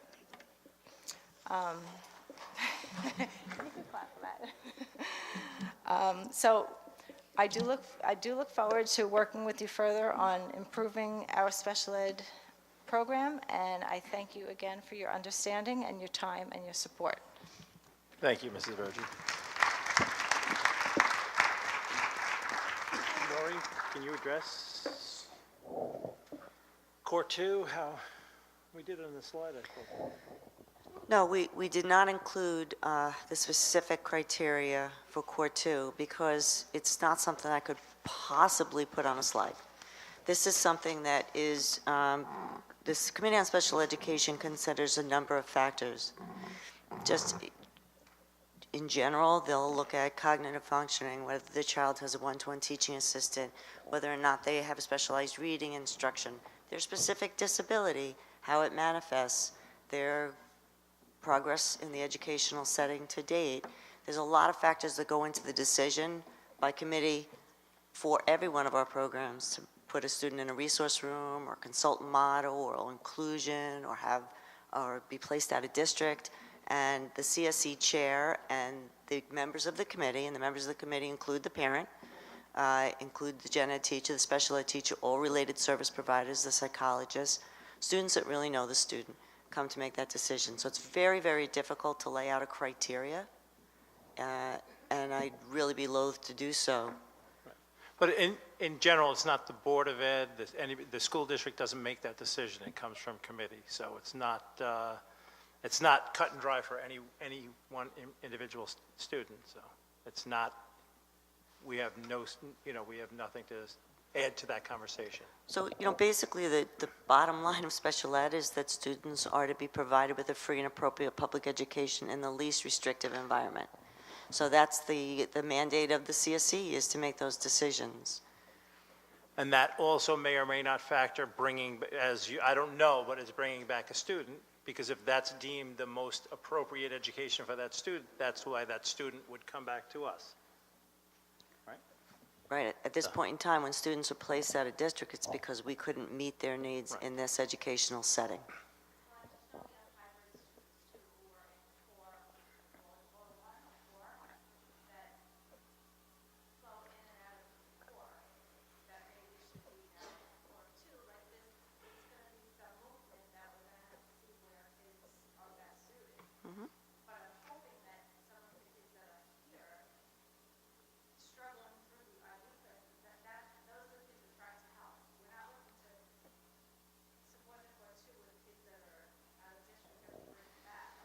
But if that student is a student of Rockville Center, they deserve to be given the best education we possibly can. If that means bringing them back, they're entitled to come back to that.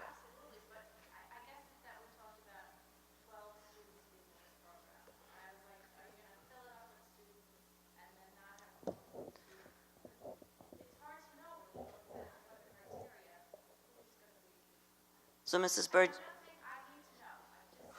no, I want to try to reassure you a little bit. the intention was not to create this program so that we could fill it with students that are already placed in an outside place. That certainly wasn't the intention when it was proposed. The second is the number 12 is the ratio in a particular classroom. A classroom cannot exceed 12 students, one teacher, one teaching assistant. It doesn't mean that a program would necessarily cap at 12. Right, exactly. We're hoping to have one section of it, we're hoping that this goes well. Understandably, that I'm just saying, I don't need to know, we don't all didn't need to know, but I do hope that that's a site, something you're looking to avoid as well. We're looking to help kids that are here already also. It's not just about... I do agree with Mr. O'Shea's statement that the students of Rockville Center that have disabilities do are too. assessed every year by our Committee of Special Education, and decisions are made. Absolutely. And we have, if we have an opportunity to, if we start a new program and that student fits that new program, and it is the appropriate level of restriction, then I can't sit here. I'm not going to tell you that that wouldn't ever happen. I'm not saying that, it certainly wasn't the intention when we suggested this as a proposal. Okay, thank you. Thank you.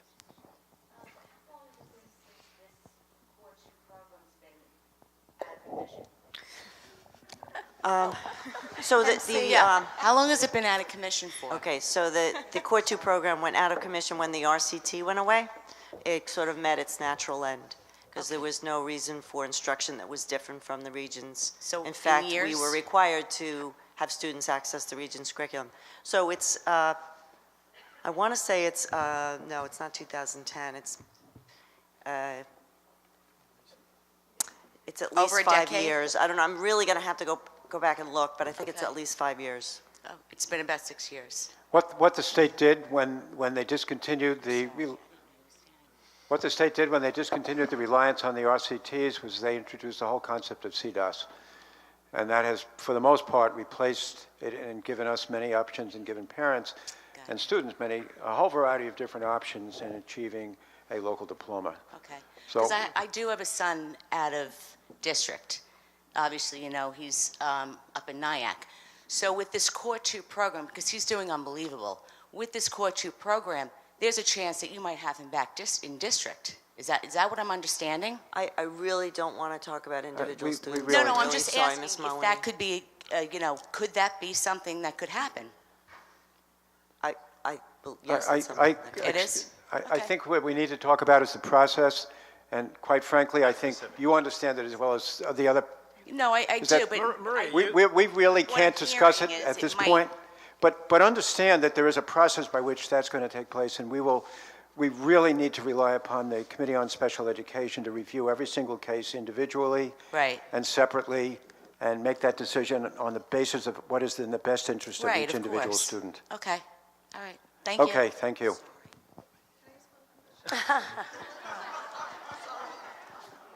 Dr. Leahy, can I just ask you a quick question? For the Core 2 program, you're going to prepare the students for a CDOS, but it takes about, what, is it 236, 240-something hours to do that? 252. So it wasn't something that, when we spoke before about it, you were comfortable could be done totally in school. Is it something that you'll send the kids out to BOCES who has a program? Is that how you would be doing it? Could you talk a little bit about that? Sure, so Thank you. I will say that the students in this program may or may not attempt a CDOT certification. I think it just depends. Likely, this subset of students we'd want to back up with a CDOS because it's a requirement for a local diploma option other than the passing all the Regents exams.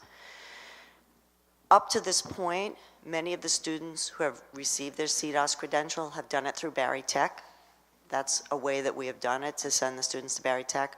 There's also an opportunity to have a work-based option where the student will work for 252 hours in its supervised job training, employment with a teaching assistant, and there's a lot of specifics to that credential. And the other way to do it is through CTE coursework, which we don't currently have in the high school. It requires a CTE certified teacher. to teach that coursework. But any of those options are, potentially on the table down the road.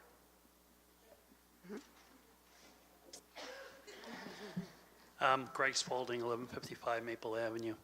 A couple questions, more of a statement on Core 2. I think you should look at starting it at 6th grade. I don't know what the costs are involved in that, but just give it some consideration. Secondly, Mr. Murphy, having 3 children that have graduated from Southside, there are some challenges out there with the IB certificate. Colleges challenging them, only accepting IB certificates that get a grade 6 or 7, rather than accepting 4 through 7. I've experienced some colleges on my own, as well as some other friends, that they don't accept them. They're not accepting the SLs. Some of them only accept HLs. So I don't know if that has decreased or if the colleges have become more aggressive in their acceptance of the IB certificate. So I don't know if IB is considering changing while they're changing their requirements to lessen the tension and workload. Is that going to affect their grading and their certificates?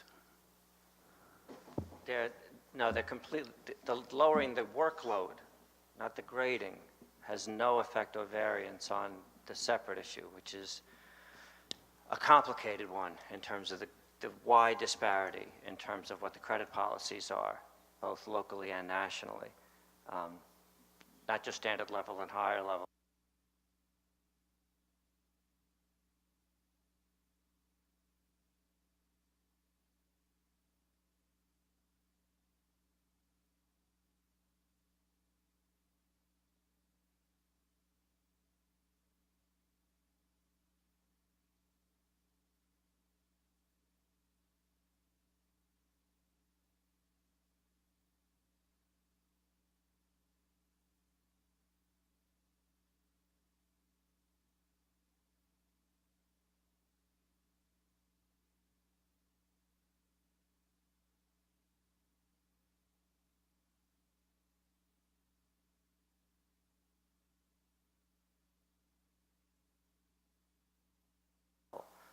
But wide variety between colleges. And what we mean by credit, whether it's placement credit, whether it's college standing, or whether it's actual credit for coursework. That's a complicated ongoing one. There's a separate agency as well as ours in terms of outreach for colleges to make sure that they're constantly being re-educated. But no, the two don't have anything to do with one another. I know there's some costs involved with changing a program. Is IB charging us for these changes? No. So they're just going to continue with their standard fee? Yes.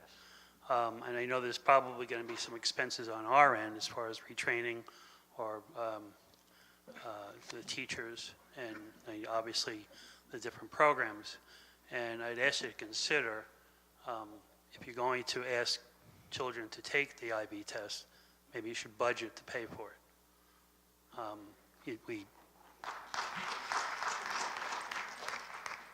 It's something, its budgets are coming up. You're going to be talking about it, and obviously these changes are going to be part of the budget process because you got to allocate the money for it. But if you're requiring social studies in English, maybe that's a good place to start.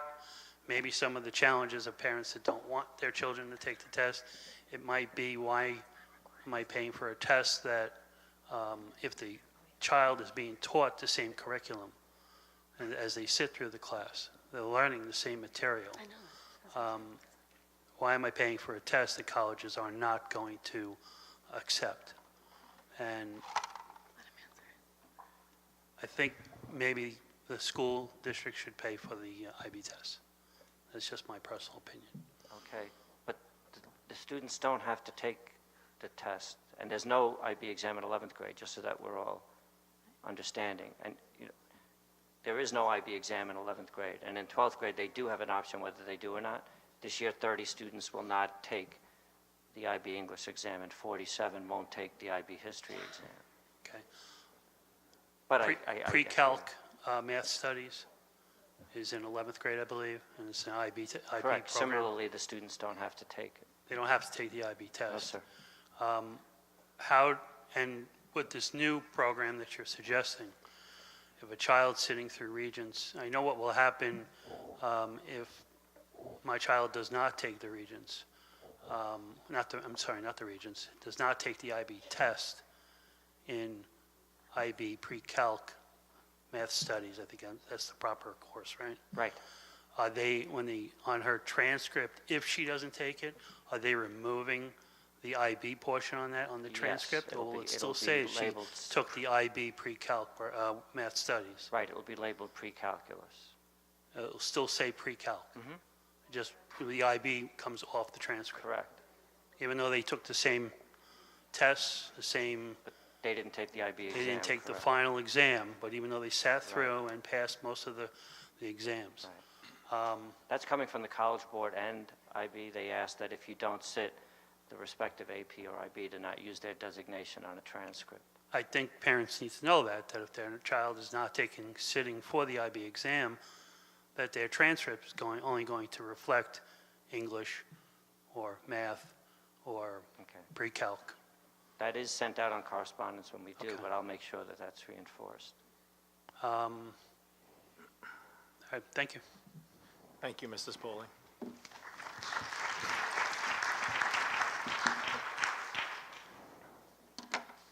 Hello. I'm Gina Marie Bounds, 24 Ardsley Place. I too want to thank the board and the administration for being here tonight after a long, many discussions on all of our concerns, whether you're in the SEP community or the general ed community. So I'll try not to repeat a lot of what other people said. I did have a quick question about the Core 2. I know when I first heard about the proposal, love it, first of all, very excited about it. When I first heard about the proposal, obviously you were evaluating the needs of today's kids, or it might have been described as incoming 9th and 12th graders for September 2019. And I may have misunderstood, but I understood that to be, there were about 12 kids, and maybe you were talking about the ratio of the class that you felt could benefit from this program. So my question is, when you were looking at all, and I know I appreciate and very much the amount of time and effort and data and discussions that have been surrounding this, when you were looking at that set of kids that you think could benefit from this new program, were you just looking at the ones that that I guess are in some type of inclusion model on an IEP, or were you actually looking at some of the Core 1 students that maybe couldn't cut it in the universal, IB program that we have today, but might have actually benefited from Core 2? So you actually look at the Core 1 as well. So I just want to clear up that we didn't identify 12 students. That's the ratio of the class. In special education, on an IEP, you'd have to designate if it's a special program or a special class, the maximum number of students in that class, and what the teacher and paraprofessional support in that classroom would be. So the number 12 refers to the ratio of students to teachers to teaching assistant. Again, we did look at actually a number of different factors and variables of all students with disabilities in all programs between the current 8th grade all the way up to the current 11th grade, because there'll be next year's 9th through 12th grade. So we looked at everybody. So that would include the kids currently in Core 1? We looked at everybody. Okay. Okay, that's my question. Wait, we need to go back to the kids currently in the Core 1 program are alternatively assessed. And right. that creates a real problem for us in that once that's almost an irrevocable decision. And once we're in that alternative assessment mode, it's not easy to get there, but it is essentially for the Core 1 kids. And that essentially is what separates them from the rest of the school population. Right. So when I said to you earlier today, when I started this, we have a 3-tiered system. 2 of them result in diplomas. One of them is exclusively for special education, that is the local diploma. A gen ed student cannot earn a local diploma, only a Regents diploma. Likewise, somebody who was alternatively assessed cannot get a diploma. That's out of the question. Would they be in, You would can't they switch find tracks. meaning, pardon me? You can't switch tracks. I guess I'm more thinking about the ones that would be coming into Core 1. Is this another, could this be another option for them? So they our do Core have a 1 diploma program track. starts, as you know, in the primary Yes. years, right? So they're very young. So And the answer is, yes, we look at each child every year. The Committee on Special Education assesses the educational progress of a child. But the criteria for when a student is, and that's a decision CSE makes as well, as to whether a student is alternately assessed or not. And that criteria is very specific.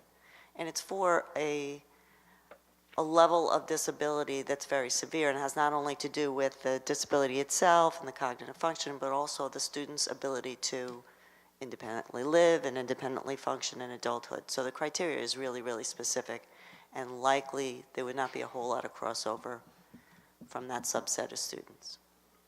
Okay.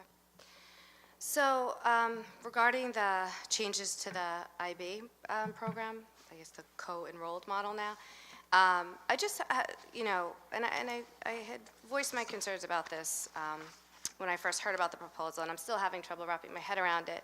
I love the idea of differentiated assignments and assessment. Ms. Murphy, I think you do an excellent job explaining that and the examples that you gave.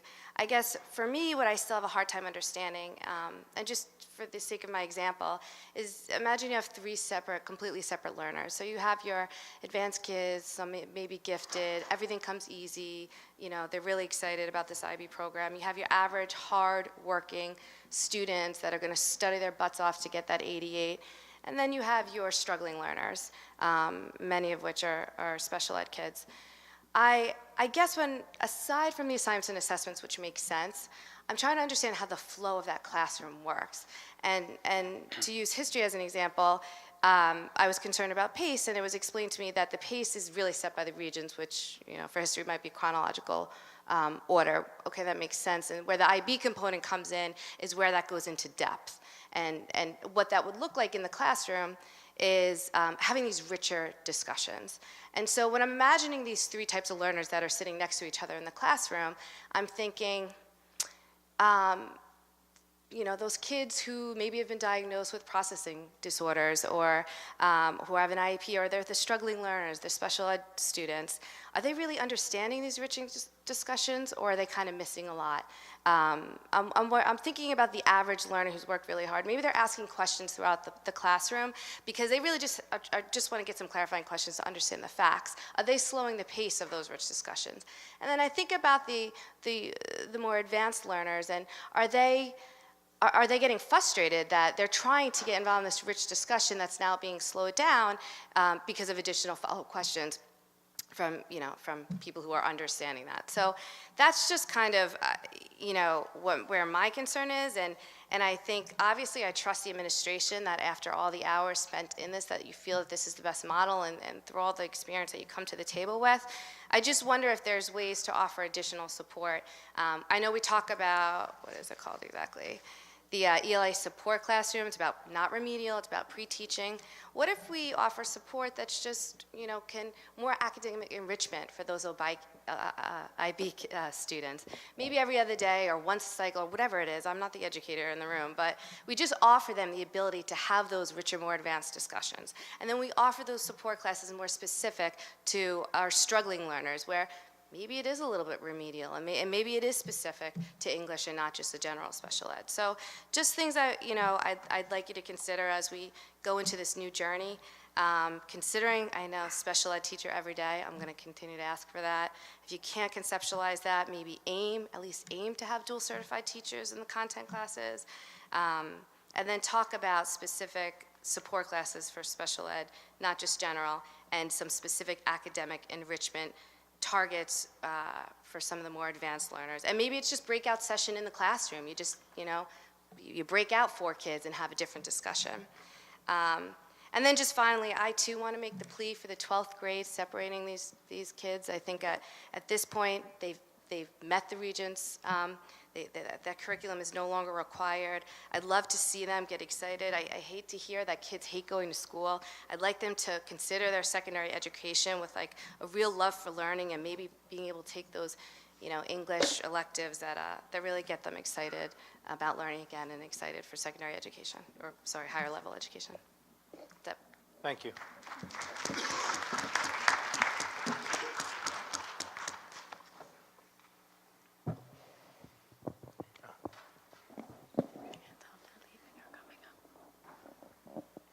Anyone else?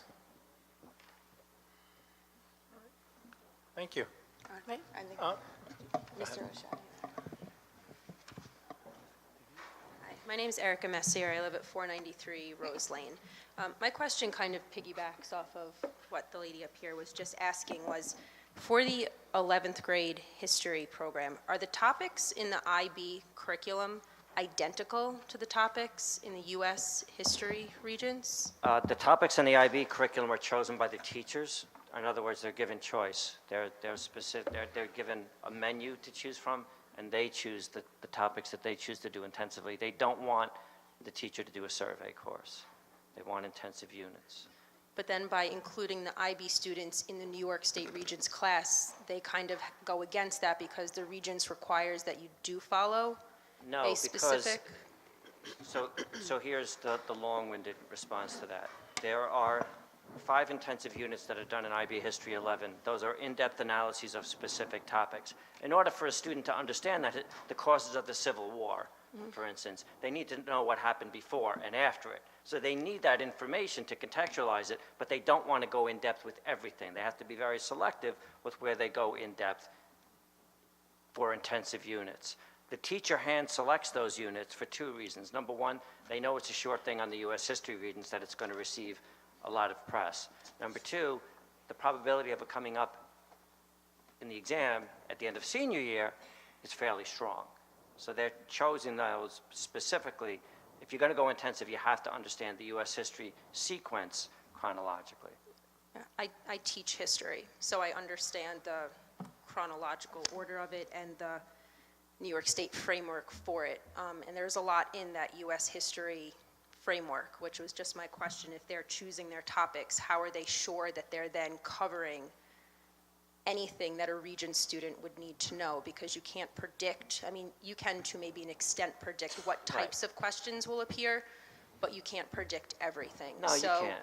To meet the needs of those Regents level learners, curriculum-wise, it doesn't seem like the two technically align. And then, as was also mentioned, to do that deeper study, it would just seem that in an IB class, you'd want to be able to devote the time to doing that. As a history teacher myself, my biggest problem is that I have a 42-minute class, which you can't get into anything deeply in 42 minutes because I still have 300 other topics that I have to cover. And it's a problem, and it's bad for me, and it's bad for my students. So in the kind of a class that offers students that opportunity to have rigor, to have the discussions that they might anticipate having in a college-level history class, it seems that by putting them into a Regents confine, you're really taking away the benefits of having the Regents class. And at the same time then, exposing Regents-level kids to the rigor of an IB discussion or writing, it's taking away time from them when they could practice the core content skills they need, like inferencing or writing or doing closer reading of text, because your IB level kid doesn't need that. They've mastered that skill. That's why they're at the IB level. So it seems like by creating this one-size-fits-all class, you're actually teaching to no one, because anything about differentiated instruction is that you teach to the extremes. And a co-seated class is not the extreme, it's the average, because you're averaging everything together. So my child is not in the high school yet, but this is concerning to me. It's also concerning to me as a teacher. I would not want to have to teach that 11th grade class. I teach a heterogeneous 7th grade class, and that's hard enough, where I have children who have IEPs. I have a co-teacher, the same co-teacher in my classroom every single day, who then meets with my students at the end of the day. And I have the child who will be the valedictorian, and meeting their needs on a daily basis is almost impossible. And I don't have a Regents or an AP exam. I can pick and choose what part of the curriculum maybe I'm going to quickly gloss over so I can have those more in-depth conversations. And an 11th grade course, especially when there's a Regents, that's like a death march through history. You're covering colonial period to yesterday. And it's impossible. It's impossible to do well when you then have those IB kids who want that rigor. And I think you're doing a really big disservice to all of your students because I don't know who you're teaching to. And I'm sorry if that's wrong, but that's, as an educator myself, that's how I feel. And it worries me for my own daughter. I don't know what kind of a learner she's going to be. I don't know if she's going to need special ed services. I don't know if she's going to be your next valedictorian 2000 whenever she graduates. But I don't know that I'd want her in that class, and I certainly wouldn't want to be teaching it. All right, can I address, don't go away. Just so we understand, and I appreciate, I'm not sure what district you're working in, but just we need to try to understand about why we have selected a single integrated setting for all of our kids. It didn't happen by accident. It grew out of the experience that we had over time. It began back in 2012, actually when the Regents began to move in the direction of the Common Core, and the Regents began to view itself, by the way, as a Common Core and college preparedness curriculum, that we began to align it with the IB course. The reason why we do it is this, and we're not here tonight to just share statistics, but I think that what you've done is to force me to at least say that we virtually have no failures.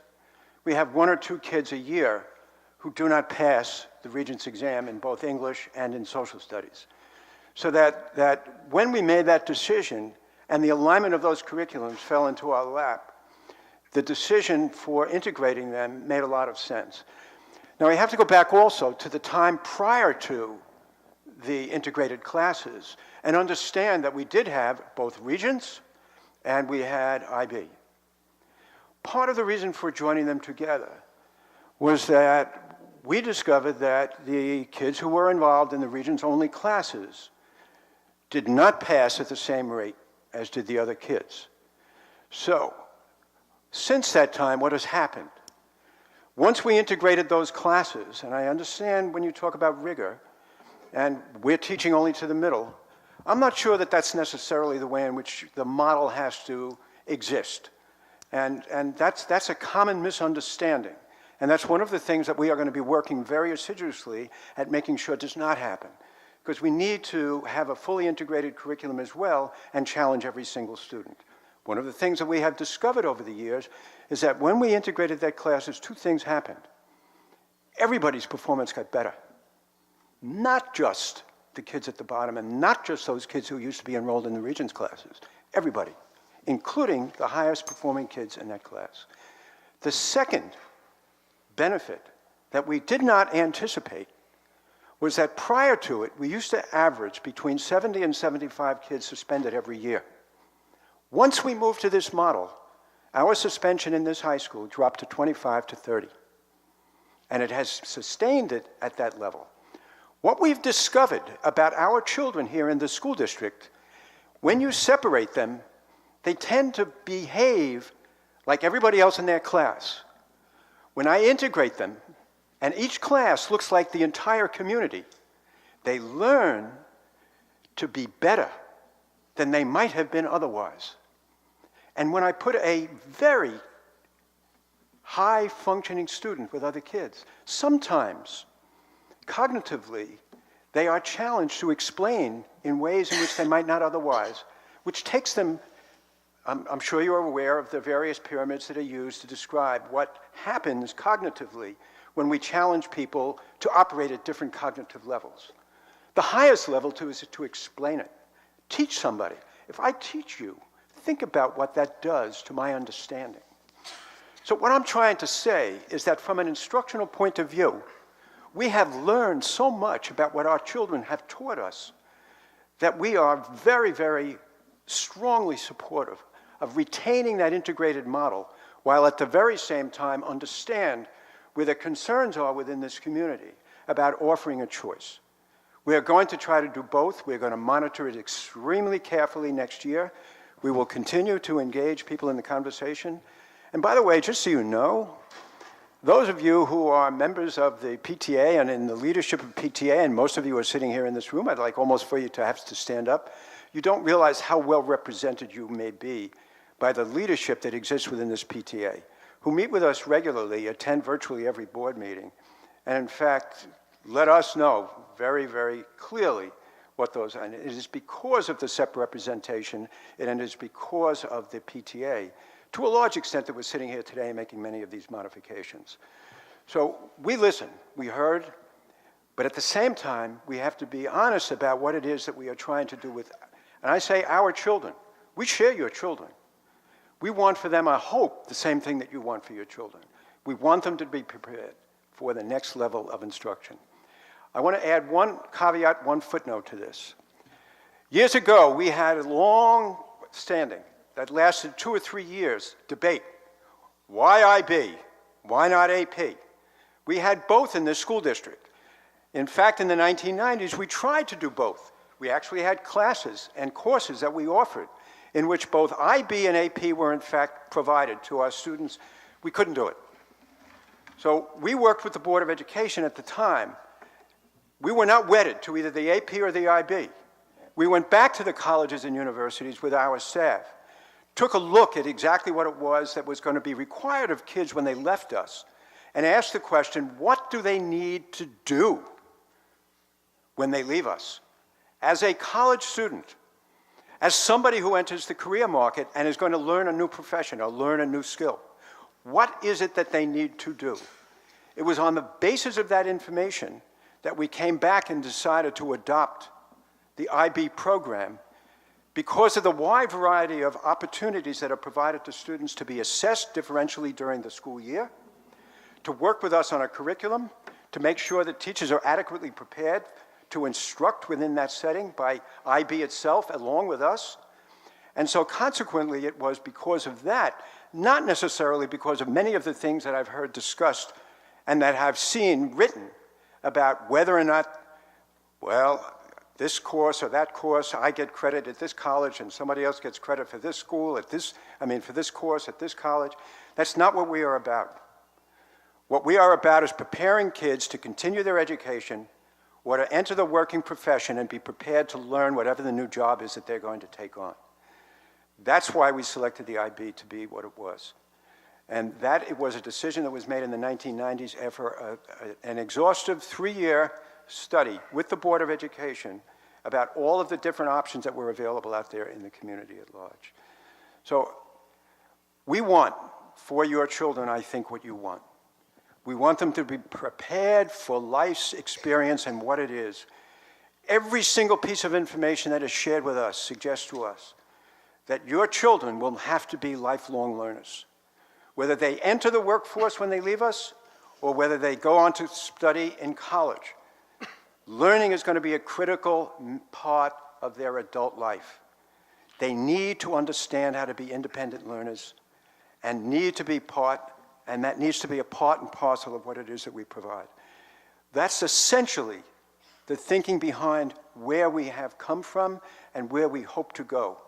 And so consequently, the movement that we are making tonight is to take the best of everything and try to incorporate it into what we think is going to be a real viable model for the IB program and for our special education children who are moving through the system by providing this Core 1 program. So I'm sorry to give you a long-winded response, but nevertheless, I think it's very important that you understand some of the context within which much of this decision-making has been made. Thank you. So- I read the article that you had wrote and published about the rationale for changing to a co-seated, and I understand that rationale, and I can appreciate that rationale. I just feel that collectively we need to appreciate that our kids aren't statistics. They're not just a passing grade. Our children are potential, they are the future, and if they're going to become lifelong learners, they have to develop a love for learning here. And putting them in environments that are ultimately frustrating or not appropriately rigorous is not going to help them with that. And that's just, I don't want to.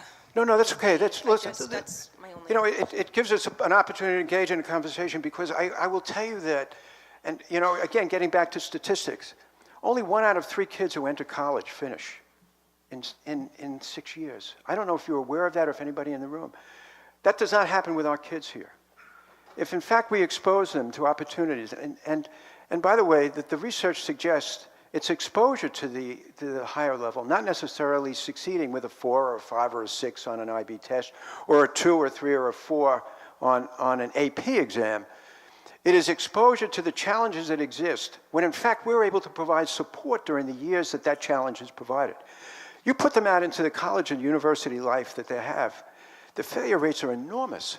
I mean, it's so embarrassing to find out what the statistics are nationally for kids who leave our high schools on a national level and can't finish college because they're not prepared to do the work. Our commitment to you as a community and to you as parents, we're going to do our best to prepare your children to continue their learning.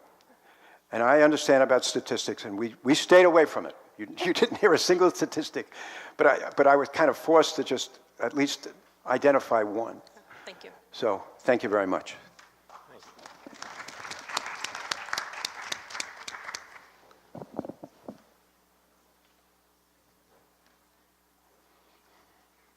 Hi, Pauline Gibney, 1327 North Long Beach Road. I just have a question about terminology, really. My children go to Covert, and at Covert we have the core program, and at Hewitt you have the RISE program. And I'm just wondering, this Core 2 rollout and program, is that the children moving out of core at Covert and RISE moving into middle school and high school? Thank you so much for bringing that up. Noreen, I don't know if you want to answer. Sure, on yeah, the no, topic. Core 1 and Core 2 are two programs separate and apart.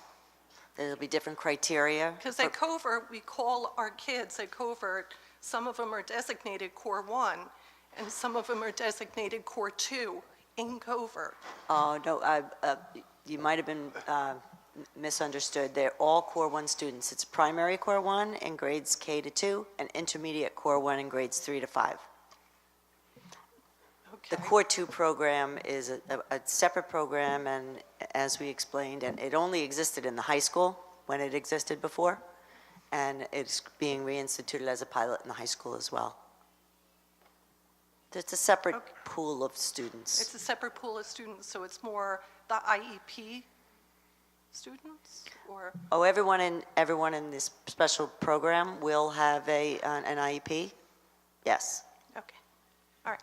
And just, I know we're right now talking about high school, but I'd like to reiterate that in the forums, you know, elementary school and middle school parents voice concerns about programs. And I think, you know, one of our concerns being, how do we integrate RISE and how do we integrate some of these other issues that we brought up at the forums? We'd like to revisit some of those. And I think this is all very positive, and we're all very grateful that you're listening to the concerns that the parents have, but we'd like a little bit of feedback on the items we brought forward. Thank you. Thank you. Thank you.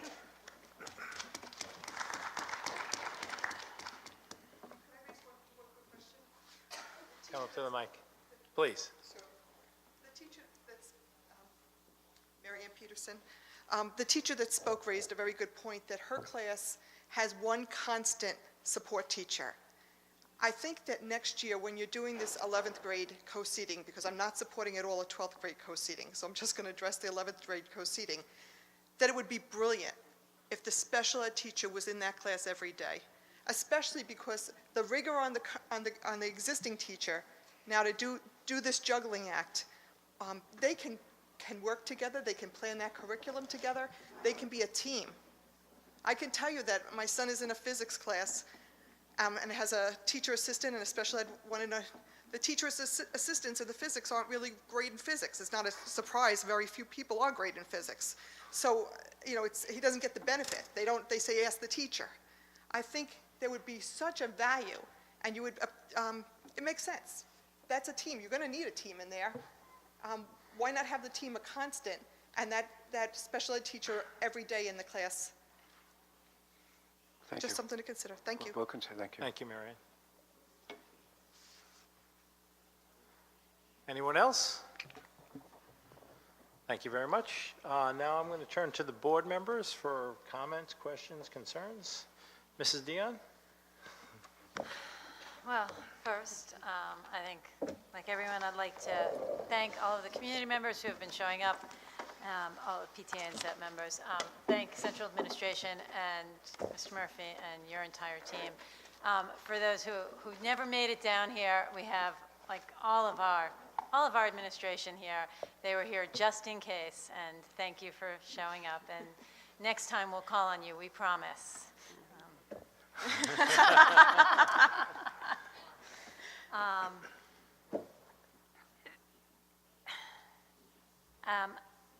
I think that in our district, we've had a history of successful differentiation in the high school, in the middle school, and in all of our elementary buildings. And I think we can build on that and build from that. I think this is really an expansion of what we did. I know a lot of people feel like this is very similar to what we have right now, but I listened to what Mr. Murphy talked about, and Dr. Pelletieri and Dr. Leahy, and I see this as a big change and an expansion, and yet still allowing our students to have that curriculum and see that curriculum and grasp that curriculum and reach high. I think it is so important to have high expectations for our students. Once they leave this school district, society is going to have high expectations of them. Colleges are going to have high expectations of them, no matter where they go. And I think it is really important, and Dr. Johnson did not want to drop percentages, but Mr. Moss did a study several years back when I was just a freshman board member, in which I think the percentage of children, students who go into college and actually finish within 4 or 5 years is something like 30%. The percentage of students who graduated from Southside and took IB History and IB English and graduated in 4 or 5 years was 90%. Is that about right? Yes. Right. So, so there is reason, there is rationale, and I think we need to keep our expectations. We need to give support, and I think this program, these plans do that. So I think it's really important that we keep talking, we keep the conversation going, and we keep asking questions, and we follow up. So I look forward to hearing all the things that you'll be doing, Mr. Murphy, to ensure that these are successful. So that's my thoughts. Mrs. Hackett? Very fitting that it's Inclusive Schools Week and we're having this conversation. So just also want to thank administration, Mr. Murphy and his team, and everyone involved. And really thank you to all the people who sent letters. They were very helpful to us, articles, links. We do read everything you send. It's very important. We appreciate everybody who came out. Our SEP leaders have been amazing. Our PTA presidents and council presidents, thank you. And as you know, this is definitely not an easy job for anybody. It's a process, and what we have to do is take that first step toward the process and watching it kind of flourish. We've had some really great successes in the district in equity, and part of those successes have been equity and the exposure to this type of curriculum for all of our students that's inclusive. We've had equity in outcomes where we've seen these children graduating at high levels. So the equity is very important, and we need to build on that. And one area that I think this proposal helps to address is a better equity in the journey for the students, because you know the road from point A to point B for everybody looks different. And in that journey, what I think we hopefully can accomplish with what's being proposed is, you know, more fair assessments, having them looked at as individuals, and all of that's very important and sounds very academic, but I want to recognize that there's another piece to that journey that's not academic so much. And that's where their social and peers relationships will develop, their self-esteem and how they feel good about themselves and how they feel good in their own skin in these courses means a lot. And also really just that opportunity to maybe pursue some of their talents and interests. And that's something that I really did hear from the SEP community. It was very important that we are not bogging down our children in support classes to prohibit them from pursuing some of those interests and talents. And I heard that loud and clear, and I think the administration did as well. So again, equity in the journey I think is very important, and I have faith that this proposal will get us on that right road. I agree with Liz, we're going to have to keep reevaluating. That doesn't mean we're going to not have to reevaluate at some points, but I will say I do have my utmost faith in our administration. Mr. Murphy and his team are just phenomenal leaders, and I'd like to take that first step towards making this a better experience for all of our children. Thank you. Hi, everyone. I also want to thank everybody for coming out tonight. I think that a lot of words that we've said tonight, something is a journey, and when I'm listening to everything happen, we're really talking about a funnel. There's a lot of things happening. There's a lot of words being said. And I think what we're trying to do is take that and funnel it down and figure out what's the best for Rockville Center, what's the best for our students. Many of the concerns, many of the questions raised tonight are things that we have been asking administration as well. So we thank you for bringing them up. We've gone to administration. We've been pushing back, right, Dr. Johnson? We have been sending questions, sending emails, asking many of the same things you have. So I think it's important that the public knows that. We're reading your emails. We are pushing. We are asking those hard questions. And this is where we've come to. It's not an end. It's a beginning, and it's a journey. So I also am hopeful that we will really develop a program that will be successful for all of our students. Thank you. It's hard going last, I guess. I just also want to thank all of you for coming out. It's so great to see so many of you here, whether you came to the mic or emailed us or you just sat and listened. It's so wonderful to see all of you here. And I really want to encourage, as we all do, continue to come and continue to be part of the process. Journey and process have been words that have been used repeatedly tonight, and I think it's quite fitting. Learning in itself is a process that happens in a reflective loop, and we will continue to be reflective as these changes get implemented. I would like to thank Dr. Johnson, Dr. Pelletieri, Dr. Leahy, and Mr. Murphy for presenting tonight. I know it has been countless hours put into this presentation and kind of really to the last minute answering our questions, and I really do appreciate that. I do have one question, Mr. Murphy or Ms. Levy, if you wanted to answer.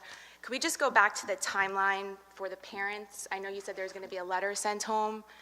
Will they sign off on anything in terms of that they are giving their consent for their child to take for the 11th grade, or is it just student choice with the guidance counselor and the parent will just receive the letter at home? The latter? Mr. Murphy, I'm sorry to make you stand up again, just so. No, it's okay. Well, I mean, not everyone's here, so we'll obviously send a letter out. We're on TV. Hi. We'll send a letter out depending on the board's decision on what the course choices is. And that will take the normal route, making parents aware early next week that there's a new course offering. Please consider, discuss it with your child, and come back. After the student makes that course selection, we will send out a confirmation. Okay. Here are the course selections for the week. And obviously, at any other time, the parent is feel free, please make sure that Johnny registers for. So the conversation between guidance and the parents will be open Okay. Anyway. Thank you. They'll receive another confirmation in March, so. Perfect. Thank you. Okay. And thank you also for the elementary principals, Ms. McGinn, for being here tonight, the entire high school administrative team. I know it's late, so we really appreciate you being here. It is a team effort, it's a collective effort, and I'm really excited about at least starting the process, so thank you all. All right, as everybody has said, it's a process. It's something we will learn as we go along. We don't have a curriculum yet, but we're going to form that curriculum to adapt to the program that was outlined in the presentation. We appreciate, we honor all your comments, your requests. It's been a long process. We've been talking pretty solidly for a good year and a half about it, And it's come to a point where we are now putting our toe in the water and trying to do this. It won't be perfect at first, but we will do our best to achieve perfection for all the students in Rockville Center, because that's our goal. We are looking to make life in Rockville Center comfortable, educational, and beneficial to all the students here. And, you know, truthfully, the board that is what we are looking to do, make it a good place for all our kids to be. So understand there will be bumps in the road ahead, but we will work to make this a functioning, well-rounded program for everybody. We will consider everything that was brought up tonight also. 12th grade, we will continue to talk about that. So this is not the end all, but the process now for the presentation, we're looking at 11th grade. That's where we're looking ahead to Core 2. That's what we're looking to move to. And then our talks will continue further for other changes in the future. So continue to come. We will ask the administration for multiple updates. We will keep track of it. It's something that we're going to watch because we spend a lot of time and we want it to be successful for your children, and as much as they do. They put a lot of time and effort into things. So our goal is the success of all our kids. I want to thank all the administration for coming, and I think that I'm going to say goodnight to you all because so you guys can leave. I want to let you go. You have to get up for school tomorrow. We still have meeting to go if anybody's interested in staying. So. Everybody leave. Yeah. Joan.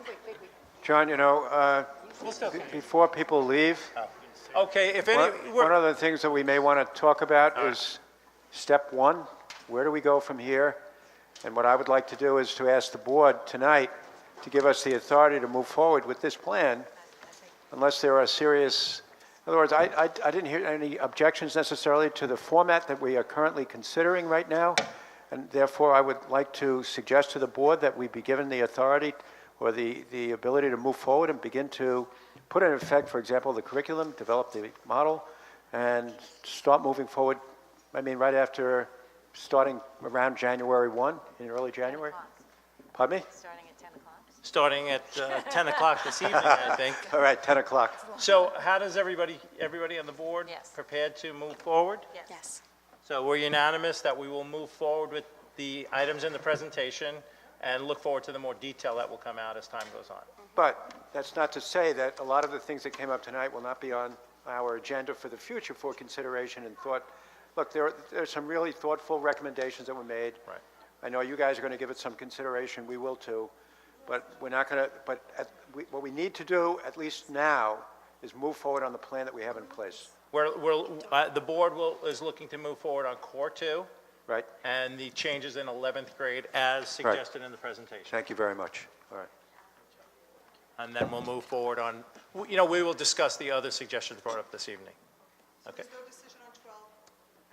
We'll hear later about the 12th grade. We're not prepared to, we don't have any information on that, so it'll follow in discussion in the future. All right.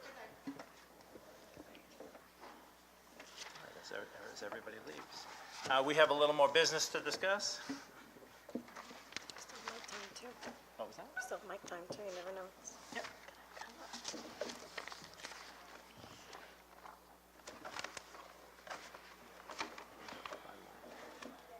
We have policy 5681. Yes, I'm just trying to find my page. Sorry. School. Okay, items for discussion. We're on policy 5681, school safety plans.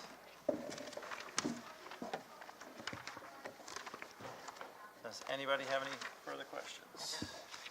Nope. Nope. So 5681, we are good.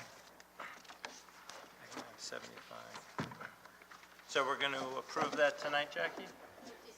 5681. 5681. No, that's stage 3, that'll be approved. One more time, okay, I'm sorry about that. 7580 is for approval. Okay, so we don't even need to discuss that, we're done with it. Okay. Dr. Johnson? It's opportunity for superintendent.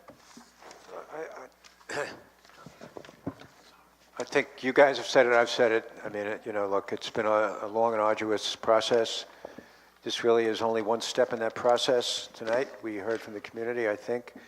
What I did here was an affirmation that the plan that we have in place, I think, not by everybody, but certainly with some degree of reservation, and I understand that because it's something brand new and that we haven't done before, but I'm comfortable in moving forward with it. I think it will add a dimension to what we do in the school district in both special education and regular ed that will make us a better place for our kids. So I want to thank the board. And there's been plenty of pushback, as you, Kelly, you were just saying, right? So we understand that. You did your job, but I think we're all in a better place, so I thank you. Thank you. Opportunity for board members, Mrs. Dion? A little talked out. I'm just going to wish everybody healthy, happy holidays. I hope everybody enjoys all the concerts. It's concert season, so it's a fun time to be around. Congratulate all of our students who are having so much fun doing it, and wish everybody a healthy and happy. Mrs. Hackett? Same, happy, healthy, and I think we should have a ribbon cutting for the grand reopening of Core 2. That's my suggestion. Mrs. McNulty? Same here, happy, healthy, and enjoy all the winter concerts. I've gotten to go to Watson's last week, which was just fantastic, and heard from others that Covert, Riverside, everyone's had great things happening. I know Mad Hot ballroom dancing was happening at Covert, so really lots of great, fun, exciting things happening. So thank you all. Enjoy the season. In addition to that, also I had a chance to be at the village tree lighting the other night and saw some of our high school students singing, so always so moving to hear them.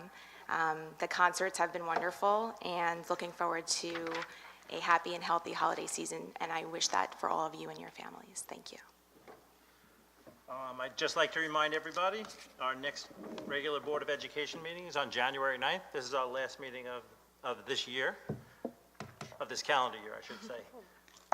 I'd like to wish everybody a very happy Hanukkah, a very happy, holy, and Merry Christmas, and a Happy New Year. We won't get together till after. It has been my pleasure to serve with my fellow board members and the administration. It's a challenge, but it's exciting, and we accomplish great things, and that's what we achieve. That's what we strive to achieve.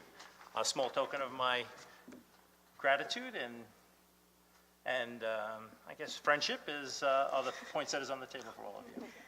I'm grateful for the opportunity we have to serve together and make this school district as great as it is. So thank you very much. Thank you. Thank you.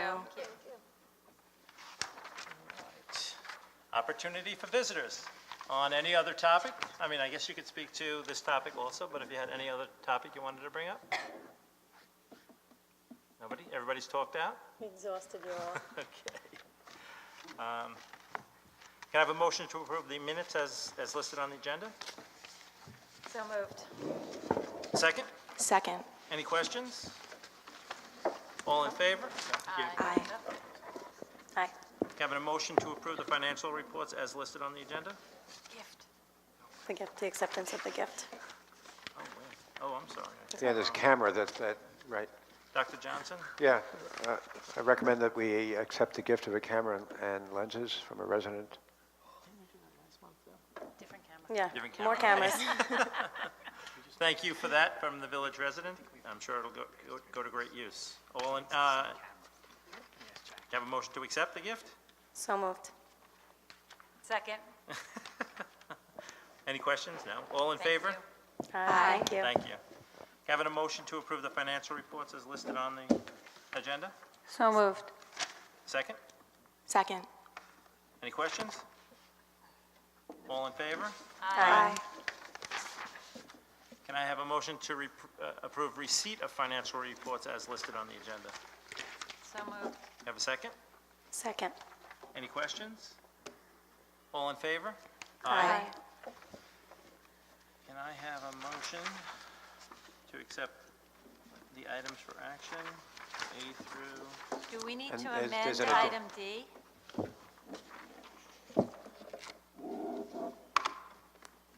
B? D, As in- Oh, D, I'm sorry. separate out the building Right? level I plans. thought- did- Well- Did we want to talk about that? We do have questions on the district safety plan, the district-wide, Here's the, no, wait. the building level. No, no, I think some building. of the questions may be about a specific building, and I think those questions should be done. We're not supposed to discuss them in Right, public. we know that, but are we, No, I'm not we're looking saying, to should we discuss take it out? Should we Right. take it out? Should we approve it and then amend it in the future? What can happen is that whatever is approved by the Board of Education can be amended, and that's what I would suggest that you do. Okay. Don't postpone this any longer. I would say accept it, and if there is an amendment that we need to make, we can do that later on. Okay. Okay. All right. So we're going to leave that in for now. Can I have a motion to approve items for action A through G with the Three. three addendum, or addendi? Addenda. So moved. Second, can I have a second? Second. Any questions? All in favor? Aye. Can I have a motion to adjourn into executive session for discussion of negotiations? So moved. Can I have a second? Second. All in favor? Aye. Thank you very much, everybody. Merry Christmas. Thank Happy you. New Year. Thank Happy you. holidays. You too, thank you.